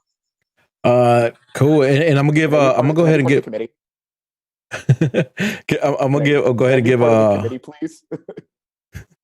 I'm gonna go ahead and give Josh the pressure to go after at least our house. Josh, go ahead. 2021. What do you think? Yeah. 2021. We're not worthy. We're not worthy. Yes. No, you all are. We're not worthy. I will get to thanking all of you and go on my probably a slightly teary-eyed a little vision after this. But for 2021, I'll make it simple. Hire Dominic Kinnear. Do it now, so that way we can all complain that you didn't look for a coach long enough, or if you wait for a really long time and then hire another coach, we'll complain that you didn't hire Dominic Kinnear. So just make it Dominic Kinnear, and we'll start our complaining now. And we can go from that. Just keep it simple. You don't know what 2021 is going to be. We don't know how long COVID's going to be. We don't know when the league is going to start. We don't know how badly AEG is in financial problems from all of their concert venues and all their big things not spending money. So in my mind, keep that simple for 2021. Hopefully we all get to see live soccer. I think yes, please. That would be it. I was lucky enough to go to games this year. It sucked. Except getting out of the parking lot was really easy. So other than that, it sucked, and it needs to have fans there. And Rudy, you did a great job. I don't know how you wrangled all these animals. I tried. I tried. They're all crazy. They're all nuts, and they all bring such a unique and important variety to LA Galaxy talk and fandom and opinions, and good opinions and bad opinions, and they're all valid and they're all fun to talk about. And I love that there are so many of you out here, and you're all very much worthy. So when I die, just keep going on. All right, let's just keep carrying it on. Make sure your kids are podcasters. And by the way, if you think all these people, if you look at all these people here and nobody represents you, start your own podcast. You can be on the next Megapod, right? Just get good at it before we let you on the Meg. We're gonna have a gate now. There's gonna be a thing we're gonna do. But anyway, thanks for having me on, guys. We appreciate it. So good luck, Rudy. You were awesome. Thanks, buddy. I tried. Let's go with Simply Soccer 2021. Talk to me. Thank you so much again to all of you. We've all collaborated together at one point or another. And of course, you're always welcome to come onto Simply Soccer. I also want to give kudos to my co-host. Of course, he thinks he's the worst part of this. And there have been times when, 2020 wasn't just the only difficult year of some of our lives. So, he's really helped me tug along with this, and Jamie's also been a part of it. So I really appreciate y'all. For 2021, Simply Soccer is going to, I'm getting a little ahead of ourselves, but we also cover the women's teams when we can, and U.S. men's national team, of course. And so, we're gonna, I called it Simply Soccer so we could literally talk and cover everything, and we joke about sometimes we could be here talking about Barcelona and EPL, but I mean, call me ambitious, but that's what I would like to do at some point, and episodes of it. And we'll definitely talk Angel City FC, of course, at some point. So definitely we'll stick around for that. It's gonna all be under the branch of Simply Soccer. So thank you all. For the LA Galaxy, I just want them to do better. If it is giving Dominic Kinnear do better. As a teacher, I'm like, just, here's some feedback. Try harder. Christian, I know, actually was saying that not to discredit Dominic Kinnear, because he is a good coach. He deserves the credit, but I gotta throw this guy under the bus. Like he needs to take one for the team and just get us through this, because, and I say to the fans all the time, just have patience. Because it's gonna be a rough winter. It's gonna be a long way before things start to look better. I mean, of course, the sooner the better. It's not impossible, but we have to keep our expectations realistic. And whatever changes the Galaxy make, they've just got to be the right ones. Too much change is not good either all at once. I know everybody's always saying like just overhaul, complete overhaul, start from scratch, but then we don't even know what our identity is. So what are you going to build it on? So I say like get the culture back, and then you can work on the pieces, and it'll all fall into place eventually. And if I can add my 2 cents as the worser half of Simply Soccer, as I always say. Thank you, Rudy. Thank you for facilitating this. This has been absolutely incredible to work with a bunch of people that I really idolize. It has been awesome in my soul. I mean, working with a lot of podcasts that I find so incredible because each and every one of you are so incredibly brilliant and gifted and talented and so just amazing. It really does warm my soul. In terms of what to watch out for Simply Soccer coming up, the next 3 weeks, we're going to do our traditional post-mortem that we did last year, which is every week we go down by position. So next week will be defenders, then midfielders, this week will be defenders, then midfielders, then forward line. And then we'll do a full kind of like just global wrap up of what we think looking into the 2021 season. But I'll mirror Josh's comments on what I expect or what I want out of 2021, which is that this year has been particularly trying for me on a lot of levels. I've had a lot of personal setbacks, which unfortunately has affected Simply Soccer, and I appreciate everyone who stood by us during that. And I just want live soccer back. I want to be in the stadium with you all, and that's honestly I'd love to deliver some statement about how I want a head coach and which head coach I want and stuff like that, but. Honestly, legitimately, it all doesn't matter to me at this point. It matters being in the stadium in 2021, and I hope safely. That dream. But if I'm asked, exactly. But if I'm asked what I want, Dominic Anira as head coach, it's just a question of reprocessing a lot of things and learning kind of who stays and who goes. This will be the season of sorting, so to speak. I think coming up. And I'd love to see Nick Dupuy as a starter and Giancarlo Gonzalez, as I've commonly said on Twitter, launched into the sun. So.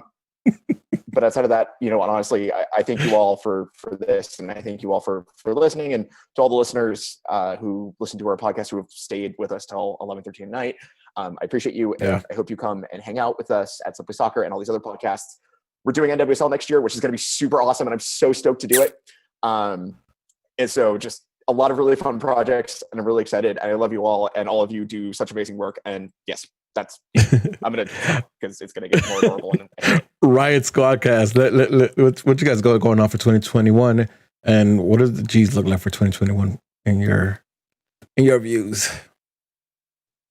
Hopefully, we can get to a point where we can safely be in the same room and record again. Yes. As much as man wants to talk crap, I'm like, we've already gone through this, so maybe when we don't have a threat of COVID, but yeah, I don't want to beat a dead horse, but thanks Rudy for putting this together.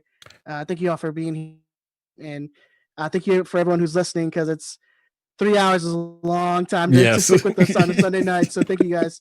From us, it's going to be probably a lot of the same things, so don't expect much from us.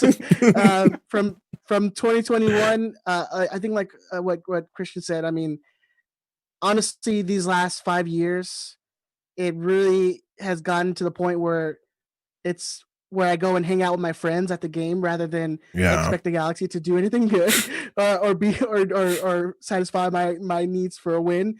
So it's been about hanging out and having a good time with people that you don't normally get to see throughout the year. So I want to get to that again, and then just hopefully the Galaxy don't embarrass themselves is at the point of what I'm hoping for this organization. And Rudy, I just want to say thanks for putting this whole thing together. And as somebody who tries to wrangle 2 soccer idiots once a week, and you did, what is it, like 15 of us? I mean, too kudos many. to you, man. I appreciate it. Thanks to everybody who's on the pod. As far as the Galaxy goes for 2021, I mean, in any organization, leadership is key, and this leadership has shown it's inept. So I expect more of the same.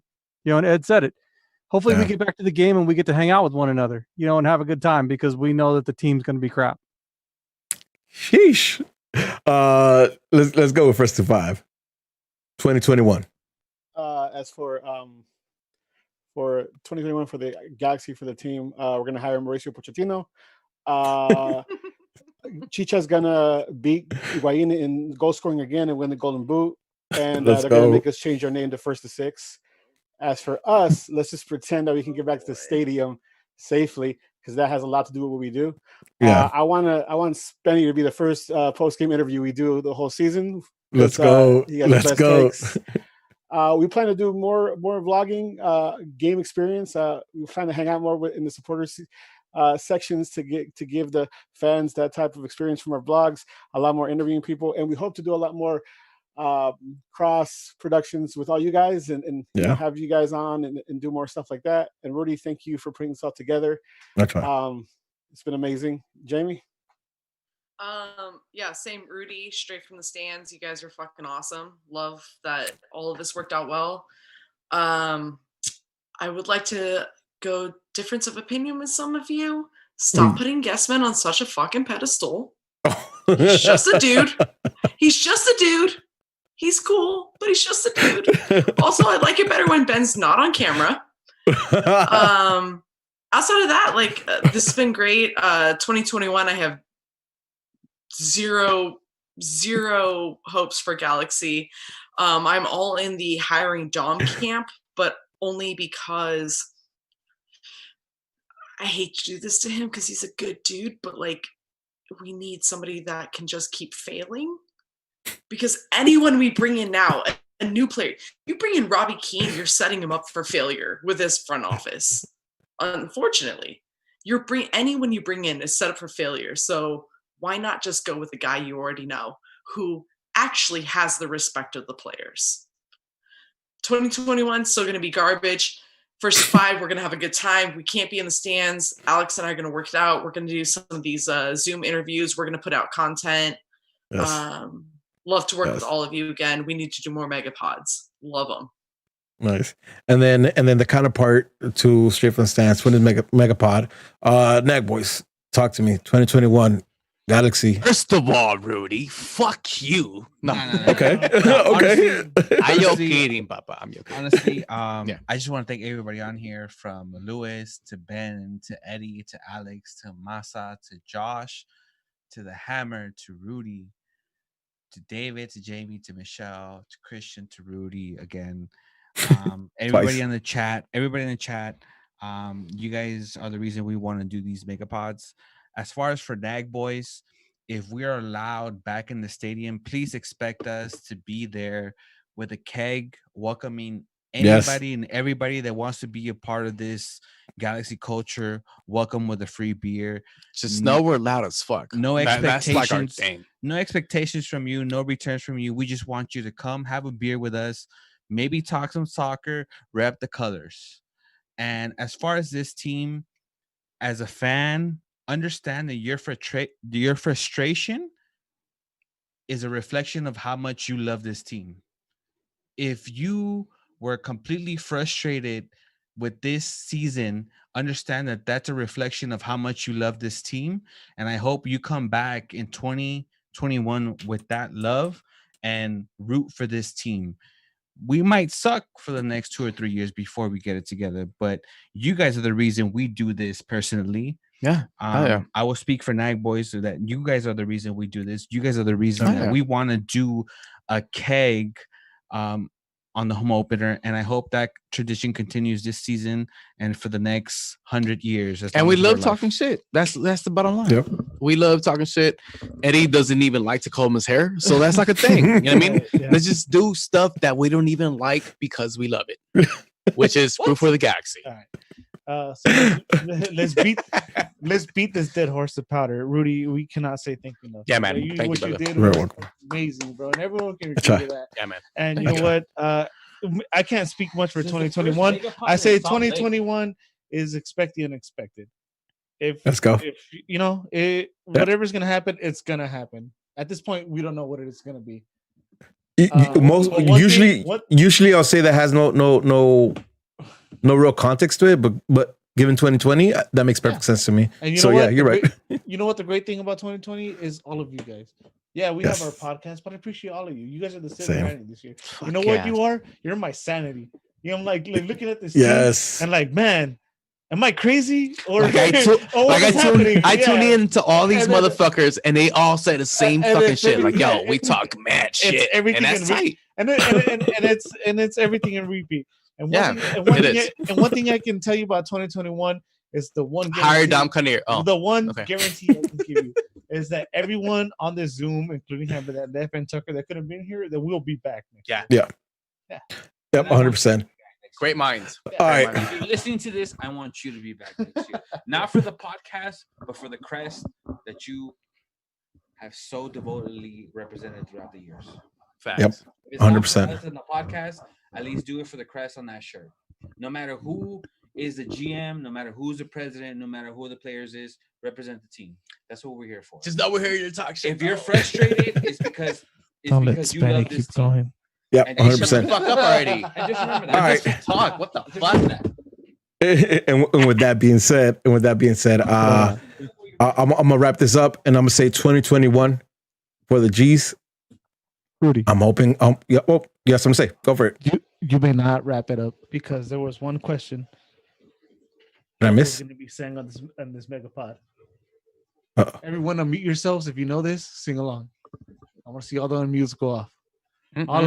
All of them. We're doing some karaoke shit right now. What are we doing? I lost control. I lost control. The last 5 minutes, I lost control. This is off the rails, bro. Everybody knows we're not around the same If you guys know the lyrics, please sing along or just hum it if you know it. There's the reason because the video gets taken down. Here we go. What are we doing? I want to be the Very best that no one ever was.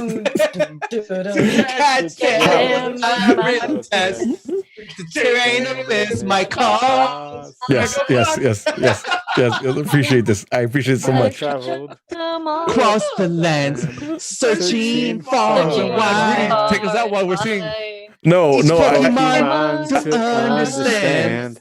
The fire that's inside. Megapod. You guys are jerks. I had this whole thing I was gonna say about 2021, and how the hell am I supposed? All right, man. I love Listen, you, man. Drop your trainer codes in the chat. Thank you very much for hopping in here for talking with me for 3 hours. It's been amazing. 2021 for the G's. I just hope they get on track and we see a path somewhere. 2021 for Straight from the Stands. Listen, 2020 for the shit year it was. It gave us great opportunity to do content that we didn't think of before, right? Like we got to interview like some players, some personnel from the team, and that was amazing. That's something that we didn't, start out thinking we were gonna do, but we ended up doing because 2020, right? So I'm hoping 2021 gives us opportunities to do different stuff that we're not used to doing and bring out different content, more content.